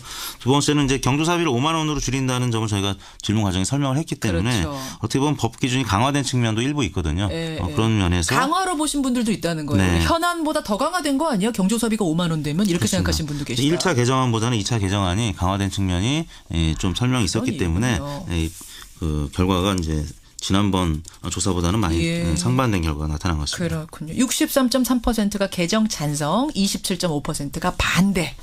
이런 결과가 나왔다는 거. 직업별로 하나만 더 언급을 하면요. 농림축산업 종사자들은 무려 80.9%가 찬성을 했습니다. 그리고 이제 자영업자들도 71.4%가 찬성을 해서 실제 이 청탁금지법 도입 이후에 굉장히 많이 어려워진 이 농림축산업 종사자들 볼 수 있는 그런 그리고 자영업자들도 그동안에 많이 어려움을 호소했었거든요. 저도 개인적으로 그런 분들의 의견을 들었을 때 고통을 많이 호소해왔던 측면이 있는데 그분들의 의견이 상당히 찬성 쪽으로 많이 쏠린 것으로 나타났습니다. 그렇게 됐군요. 이렇게 조사 결과 나왔습니다. 자, 그러면은 정리해 조사 가겠습니다. 문재인 대통령 국정 운영에 대한 평가, 대통령 지지도 가보죠. 네, 문재인 대통령 지지율이 지난 2주 동안의 상승세를 마감하고 소폭 하락한 71.5%를 기록했습니다. 지난주 대비 1.5% 포인트 하락한 수치를 추이 기록했습니다. 한번 볼게요. 추이 70.3, 70.1, 71.6, 73을 지난주에 찍었고 71.5로 다시 떨어진 이 원인은 어떻게 보세요? 주초 중반까지 김관진, 임관빈 구속 적부심 석방 이후에 보수층이 일부 이탈한 측면이 하락에 영향을 준 것으로 보이는데요. 물론 이제 주 중반에 북한 미사일 발사 소식이 있었습니다. 그렇죠. 평상시 같았으면 더 떨어질 텐데 북한 미사일 발사 직후에 일간으로 보면 긍정평가가 반등을 하는 모습을 보였는데요. 아니 미사일 발사하면 이게 안보 문제고 안보 이슈 터지면 늘 대통령 지지도 떨어지기 마련이었는데 어떻게 영향을 안 받았어요? 이번에는 미사일 발사 2분 만에 첫 보고가 이루어졌다. 그리고 사전 징후를 포착해서 대응 준비에 만전을 기했다. 이런 보도가 나왔었고요. 또 대응을 잘했다. 오히려 이렇게 되면서 플러스 요인이 됐단 말씀이에요? 예, 한미 정상간 통화도 도차례나 이루어졌죠. 그렇죠. 관련해서 긍정적 요인으로 작용을 한 것으로 보입니다. 예, 그럼 전반적으로 이게 어쨌든 조금 떨어진 이유는 그러면은 구속적부심 석방 이게 제일 결정적이었다고 보시는 거예요? 그렇습니다. 그리고 이제 화요일 날은 자유한국당 심대철 의원이 또 문 대통령 내란죄 형사 고발 주장 논란이 있었죠. 그러나 보수층이 주초까지는 조금 결집한 측면이 있었는데요. 주 중후반 들어가면서 북한 미사일 발사 소식, 그다음에 또 전 국가정보원장의 자금 사적 유용 보도 관련된 부분이 나오면서 주 후반에는 상승을 했는데 주간 집계 전체로는 1.5% 하락한 71.5%를 기록했습니다. 정당 지지도 짧게 보고 가겠습니다. 네, 민주당이 0.2%포인트 오른 52%, 자유한국당은 1.2%포인트 오른 17.6%, 바른정당이 0.3%포인트 빠진 5.2%, 정의당이 1%포인트 빠진 5.1%, 국민의당이 0.1%포인트 오른 4.6% 순으로 나타났습니다. 지난주에 자유한국당이 상당히 빠졌었는데 이번 주에 회복한 건 무슨 이유일까요? 아까 문재인 대통령 지지율 설명했던 부분과 이제 맥을 같이 하는데요. 주초에는 김관진, 임관빈 구속 적부심 석방 관련된 소식, 그다음에 수요일에는 북한 미사일 발사 소식, 이런 안보 이슈에는 한국당 지지율이 항상 올라가는데요. 주후반에는 아까 말씀드린 국가정보원 전 원장들의 자금 사적 유용 보도 등이 이어지면서 주반에 하락한 것으로 나타났습니다. 어떻게 조사하셨습니까? 네, 이번 조사는 지난 월요일인 11월 27일부터 12월 1일 금요일까지 닷새 동안 전국 19세 이상 유권자 45,584명에게 통화를 시도해서 최종 2,519명의 응답을 완료했습니다. 5.5% 응답률, 조사 방법은 같았고요. 표본 오차는 95% 신뢰 수준에서 플러스 마이너스 2%포인트였습니다. 아유, 고맙습니다. 지금 청취자들께서요. 조금 전에 저희가 상벌점제 가지고 뜨겁게 얘기하고 문자가 지금 상당히 저 학부모입니다, 학생입니다, 교사입니다 하면서 들어오고 있는데 한 분께서 이거 한번 여론에서 돌려달라. 상벌점제 폐지냐 유지냐. 네. 괜찮으시겠어요? 네, 한번 해보죠. 이거는 이제 또 우리 둘째 아들이 직접 이해 당사자였기 때문에 저도 관심이 많습니다. 여러분 의견 보내죠. 하나 더는 뭐냐면요. 노키즈존 있잖아요. 노키즈존이 또다시 요즘 이슈로 부각되고 있습니다. 왜냐하면 예스키즈존이라는 게 또 생겼거든요. 그거 관련해서도 한번 좀 돌려달라. 주문이 많습니다. 숙제 가득 안고 가시네요. 이택수 대표 수고하셨습니다. 네, 수고하십시오. 여론이었습니다.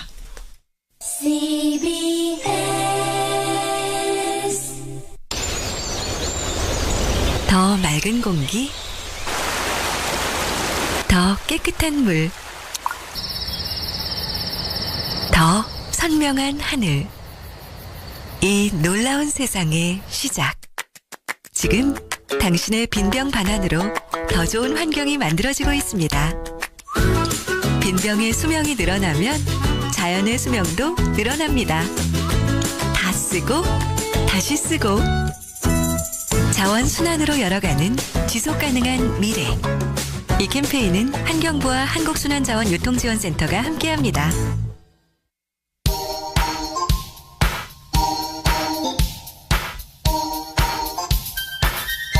김현정의 뉴스쇼 CBS 라디오와 함께하고 계십니다. 저는 퇴근길 시사자키 정관용입니다. 여러분의 의견 보겠습니다. 김영란법 두 번째 표결 앞두고 여론조사 돌려봤는데요. 5754님은 김영란법 제발 건드리지 마세요. 그냥 350 그대로 하자. 왜 안달이냐 하셨고요. 송정호님은 더 강화하자. 공무원만 아니라 일반 회사원에게도 적용했으면 좋겠습니다. 고객사. 그러니까 갑인 이제 회사들이 있죠. 축의금, 부의금 강요하는데 아마 아주 힘듭니다. 이러셨어요. 그러니까 우리 청취자들은 항상 이렇게 의견이 좀 강화 쪽으로 많이 나오는데 이번 여론조사 결과는 어쨌든 개정하자는 쪽. 그러니까 그걸 또 강화로 받아들이신 여론도 많답니다. 정조사비를 줄이는 거니까. 어쨌든 그렇게 나왔네요. 상벌점제 관련해서 아주 의견이 많이 들어오고 있습니다. 제가 오늘 익명으로 소개하겠다고 했죠. 학부모님. 박모 씨입니다. 우리 애들 다니는 학교는요 이미 2년 전에 없앴는데 아무 문제 없더군요. 정말 심각한 상황이면 학폭위에서 다 걸을 수 있습니다. 따라서 상벌점제 폐지 찬성합니다. 하시는 분이 있는가 하면 중학교 교사입니다 하시면서 한 분이 보내셨어요. 생활지도 2년째 하면서 몸도 마음도 만신창이가 됐습니다. 정말 힘듭니다. 이 상황에서 상벌점제마저 사라지면 도대체 어떻게 생활지도할지 눈앞이 캄캄하다. 예. 지금 교사분들 문자는 다 이런 식으로 들어오고 있습니다. 학생 문자 하나 볼게요. 임석훈님 학생입니다. 중학교 2학년 학생입니다. 저는 상벌점제가 있어야 된다고 봅니다. 그나마 상벌점제가 있어서 아이들의 나쁜 행동을 막을 수 있다고 봅니다. 이렇게 문자 고맙습니다. 7342님은 학부모입니다 하면서 보내셨는데 이분은 제가 익명으로 하기로 했는데 7342님 의견 소개 안 하고요. 다른 학부모님 의견 소개하겠습니다. 상벌점 규정은 학생 대의원 회의를 거쳐서 확정됩니다. 학생이 참여한다는 의미다라서 이분은 참석한다는 말씀이세요. 반면에 반대하는 학부모님은 교사들 편리하기 위한 수단일 뿐이다. 다른 방법으로도 얼마든지 지도할 수 있다는 의견. 자, 변상욱 대기자 어서 오십시오. 네, 심각하군요. 저는 사실은 이 토론을 하면서 이렇게까지 문자가 많이 들어올 줄 몰랐어요. 그러니까 지금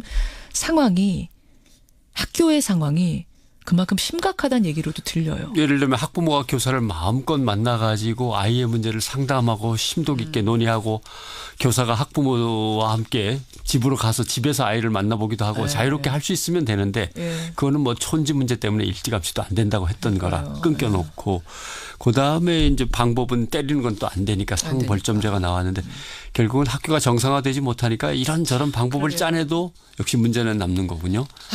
참 그래요. 참 안타까운 현실. 이 이야기 문자 더 보내주시고요. 우리는 그 사이에 기자 수첩 가보죠. 네. 뭐 가져오셨어요? 베트남에 잠깐 다녀왔습니다. 언제 다녀오셨어요? 어제 막 도착했습니다. 그러셨어요? 궁금했던 문제도 있어서 잠시 여행 삼아 살피고 왔는데 베트남이 한국형 원전을 짓기로 했는데 문재인 정부가 탈원전을 선언하면서 엄청난 규모의 베트남 원전 건설이 무산되고 말았다는 보도가 11월 중순에 있었습니다. 예. 문제의 시작은 문화일보가 11월 10일 날 이창건 원자력문화진흥원장 인터뷰를 실으면서 이제 문제가 됐죠. 원자력 이분은 이제 전문가시죠. 예. 전문가시죠. 그렇죠. 국내 원자력 1세대 원자력과 함께 한 50년을 함께 해오신 분인데 이분이 이제 늘 원자력 발전소보다 인류 역사상 안전한 건축물은 없다. 그렇게 아무 걱정 없다를 이제 얘기하시는 분이죠.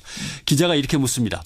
탈원전 정책이 한국 원전 수출 산업에 부정적인 결과를 가져오겠습니까? 라고 물으니까 이분 대답이 베트남의 최신 원전 소식을 정보통으로부터 들었다. 베트남이 신규 원전 10기를 2028년까지 짓기로 했는데 대상국에서 한국을 유력하게 검토하다가 우리의 탈원전 정책 때문에 배제했다고 하더라. 얼마나 안타까운 일인가. 이렇게 얘기하니까 산업통상자원부가 깜짝 놀라서 반박 보도자료를 냈습니다. 어떻게요? 베트남은 전력 수요가 줄어들면서 또 재정이 너무 부담스럽고 안전성도 문제가 있는 것 같고 해서 원전 건설을 중단한 거고 한국과 베트남 두 나라가 공동으로 검토하던 중부 원전이라는 게 있었는데 그건 2030년까지 준공하려고 했던 건데 이것도 역시 현재로서는 무산된 상태다. 2017년 5월에 출범한 현 정부의 에너지 전환 정책과는 무관하다. 이렇게 이제 설명을 했죠. 그러니까 현 정부 탓이다. 아니다. 현 정부 이전에 이미 벌어졌던 문제다. 이제 이게 옥신각신하는 상황인데 팩트 체크가 좀 됐습니까? 자료도 좀 검토를 하고 베트남 가서 얘기도 들어보고 했습니다마는 이거는 이제 베트남이 추진 중이던 닌투원 프로젝트하고 관련이 있습니다. 2010년 6월에 발표한 닌투원 프로젝트인데 베트남은 수력 화력 발전소에 이제 위전하고 있기 때문에 원전 쪽으로 가자. 화력은 아무래도 공기를 많이 해치는 것 같고. 그게 닌투원 프로젝트. 그러니까 맨 처음에는 한 4기만 지을까 하다가 10기를 짓겠다고 발표를 했어요. 그러니까 세계 각국이 이제 달라들었죠. 군침이 막 이제 흐르죠. 이 사업은 그래서 1차로 러시아, 일본 컨소시엄이 계약을 따냈습니다. 이미. 예. 그래서 타당성 조사 끝내고 러시아는 실제로 착공에 들어가는 단계였던 겁니다. 예. 그래서 자꾸 그런데 늦어지면서 지난해 2016년에 문제는 베트남 제12차 공산당 전당대회를 통해서 지도부가 싹 바뀌었습니다. 그러면서 지도부가 그동안 고민해오던 원전 문제를 확실하게 매듭을 짓겠다. 지금으로 봐서는 엄청난 돈을 쏟아부어야 되는데 국가에 돈이 없다. 그리고 안전성은 계속해서 문제 아니냐. 러시아도 큰 사고, 일본도 큰 사고. 그렇죠. 그때 마침 또 2016년에 우리 고리 원자력 발전소 비리 문제들이 막 터져 나오기도 했습니다. 그래요. 그래서 아무튼 재정 악화를 더 시킬 수는 없다. 그래서 원전 도입에 부정적이고 국회가 여야 일치로 결의를 해버렸습니다. 예, 이렇게 된 거죠. 베트남 국회가. 그러고 보니까 진짜 베트남에 우리 원전 수출한다는 거는 오래전부터 계속 듣던 얘기예요. 그렇죠. 우리나라는 베트남에 원전을 수출하기 위해서 2011년에 이명박 대통령이 정상회의에서 논의를 했고 그러니까 2010년에 베트남이 발표한 걸 우리가 따냈다는 거는 말이 좀 안 되죠. 그러네요. 그다음에 2013년에도 베트남을 방문해서 박근혜 대통령이 원전 협력을 정상 선언문에 집어넣고 이렇게 됐던 겁니다. 그래서 우리는 2030년까지 이 계획이 쭉 가니까 마지막 끝쯤에 한 2개 정도는 우리가 따내자. 한 12개, 10개 정도에서 2개는 우리가 하자. 이것만 해도 한 12조 정도는 됩니다. 그래서 타당성 조사 과정에서 우리는 협력 관계를 논의하다가 끝났지만 문제는 러시아, 일본은 황당하죠. 2010년부터 이제 작업을 시작해서 2014년에 착공해서 2020년에 완공을 짓는다고 지금 계획을 진행시키고 있는데 갑자기 다 중단 이렇게 하니까 그래서 일본 마이니치 신문 보도를 보면 아베 정권이 엄청난 치적이라고 선전했는데 이제와 무산되면은 아베 정권의 타격이 예상된다. 이렇게 보도하기도 했습니다. 왜냐하면 아베 정권은 인프라 수출을 성장 전략의 하나로 설정하고 원전 사업의 해외 진출을 적극 지원해 왔고 베트남 원전 수주가 이 후쿠시마를 극복하고 드디어 원전을 갖다 따냈다. 계약을 따냈다 해서 엄청나게 홍보를 했습니다마는 결국 무산된 거죠. 가보니까 문제는 베트남이 아직은 전력이 부족합니다. 자기네는 뭐 그렇게 부족하지 않다 그러지만 그래서 다시 원전을 추진할 것인가 말 것인가는 이제 몇 년 뒤에 또 한번 논의가 될 것 같고요.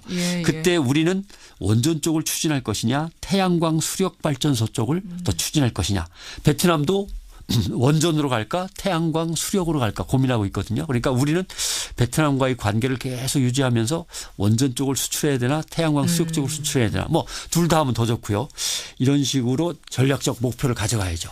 하여튼 베트남 다녀오시면서 내린 결론은 그 우리 때문에 베트남 원전 우리가 탈원전 선언하면서 베트남 원전 취소됐다는 거는 가짜 뉴스였다. 완전히 가짜 뉴스입니다. 이거 하나 확인하고 오셨네요. 잘 다녀오셨어요. 고생하셨습니다. 고맙습니다. 변상욱 대기자였습니다.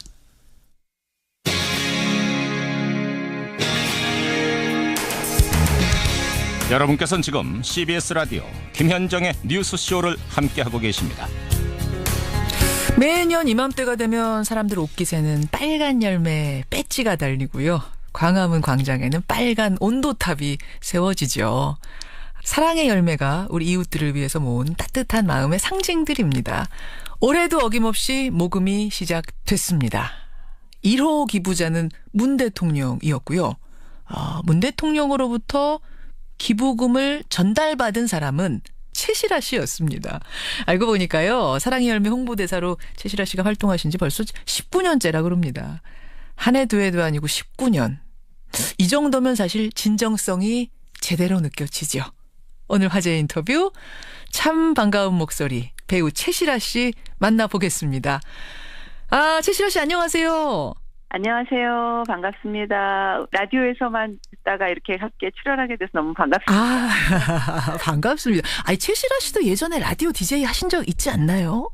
네, 저 예전에 SBS에서 그대곁에 최시라입니다라는 프로그램을 한 1년 반 정도 했던 것 같고요. 맞아요. 그리고 그 전에 이제 KBS에서 최시라의 영화음악실 맞아요. 했었어요. 맞아요. 그래서 그런지 라디오로 듣는 이 목소리가 굉장히 정감 있어요. 아우, 우리 김현정 앵커만 할까요? 자, 이렇게 덕담을 서로 주고받으면서 훈훈하게 최시라 씨와 만났습니다. 오늘은 근데 DJ 최시라, 배우 최시라 아니고요. 네. 사랑의 열매 홍보대사 최시라 씨로 나오신 거예요. 아니, 19년째 하고 계세요? 네, 19년째고요. 내년으로 넘어가게 되면은 만 19년이 되고 20년으로 넘어가게 되는 해예요. 아니, 최시라 씨가 배우 생활하신 지가 얼마나 되셨죠? 85년도에 고등학교 2학년 고교생 일기로 시작을 했으니까요. 예. 30년이 훨씬 넘은 것 같아요. 그러면은 30 몇 년 기간 동안 20년을 사랑의 열매 홍보대사. 뭐랄까 그냥 친구같이 정말 함께 해온 것 같아요. 사랑의 열매는. 그러면 연말 되면은 남들은 뭐 크리스마스다 새해다 이럴 때 최시라 씨는 은근히 부담도 되시겠어요. 올해는 또 얼마나 사랑의 온도탑의 온도가 올라갈까 이런 것들.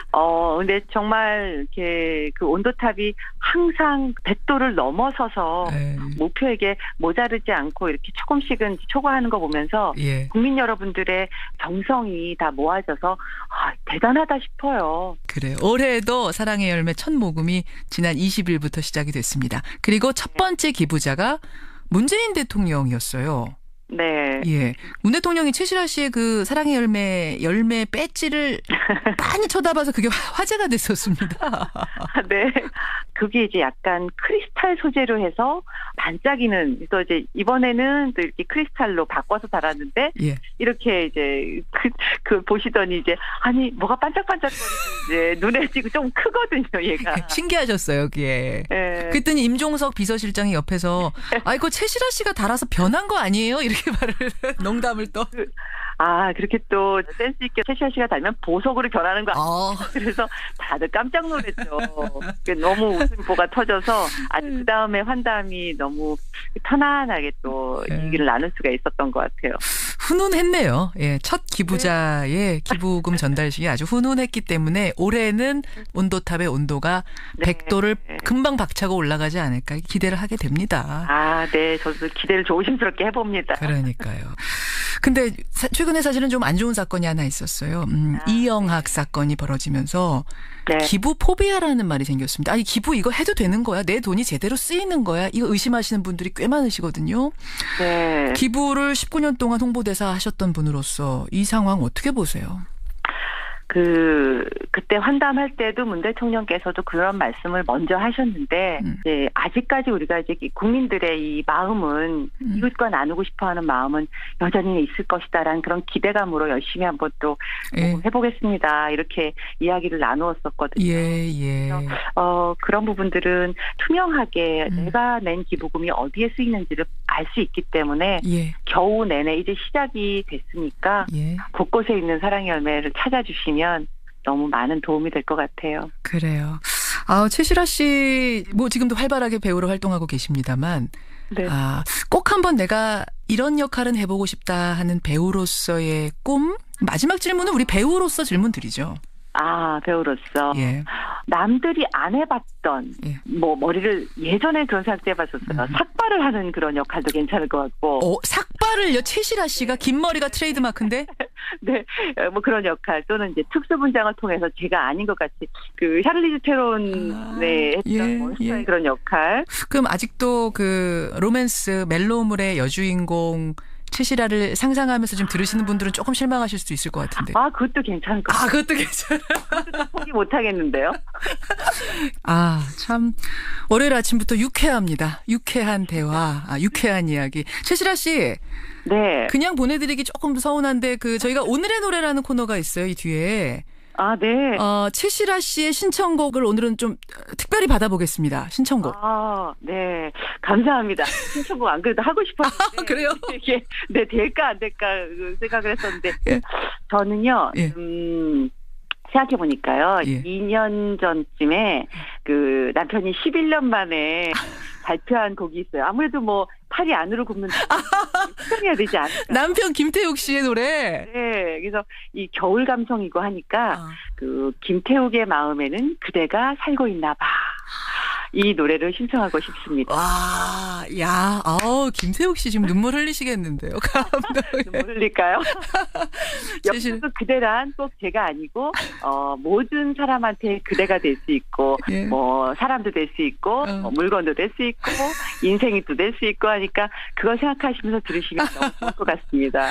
여보 사랑해 한마디 하세요. 그럼 나온 김에. 그래요? 전 여보란 말은 좀 못하고요. 여기까지도 자기 사랑해 이렇게 할게요. 최시라 씨 행복하시고요. 오늘 유쾌한 시간 고맙습니다. 네, 감사합니다. 예, 좋습니다. 배우 최시라 씨였습니다.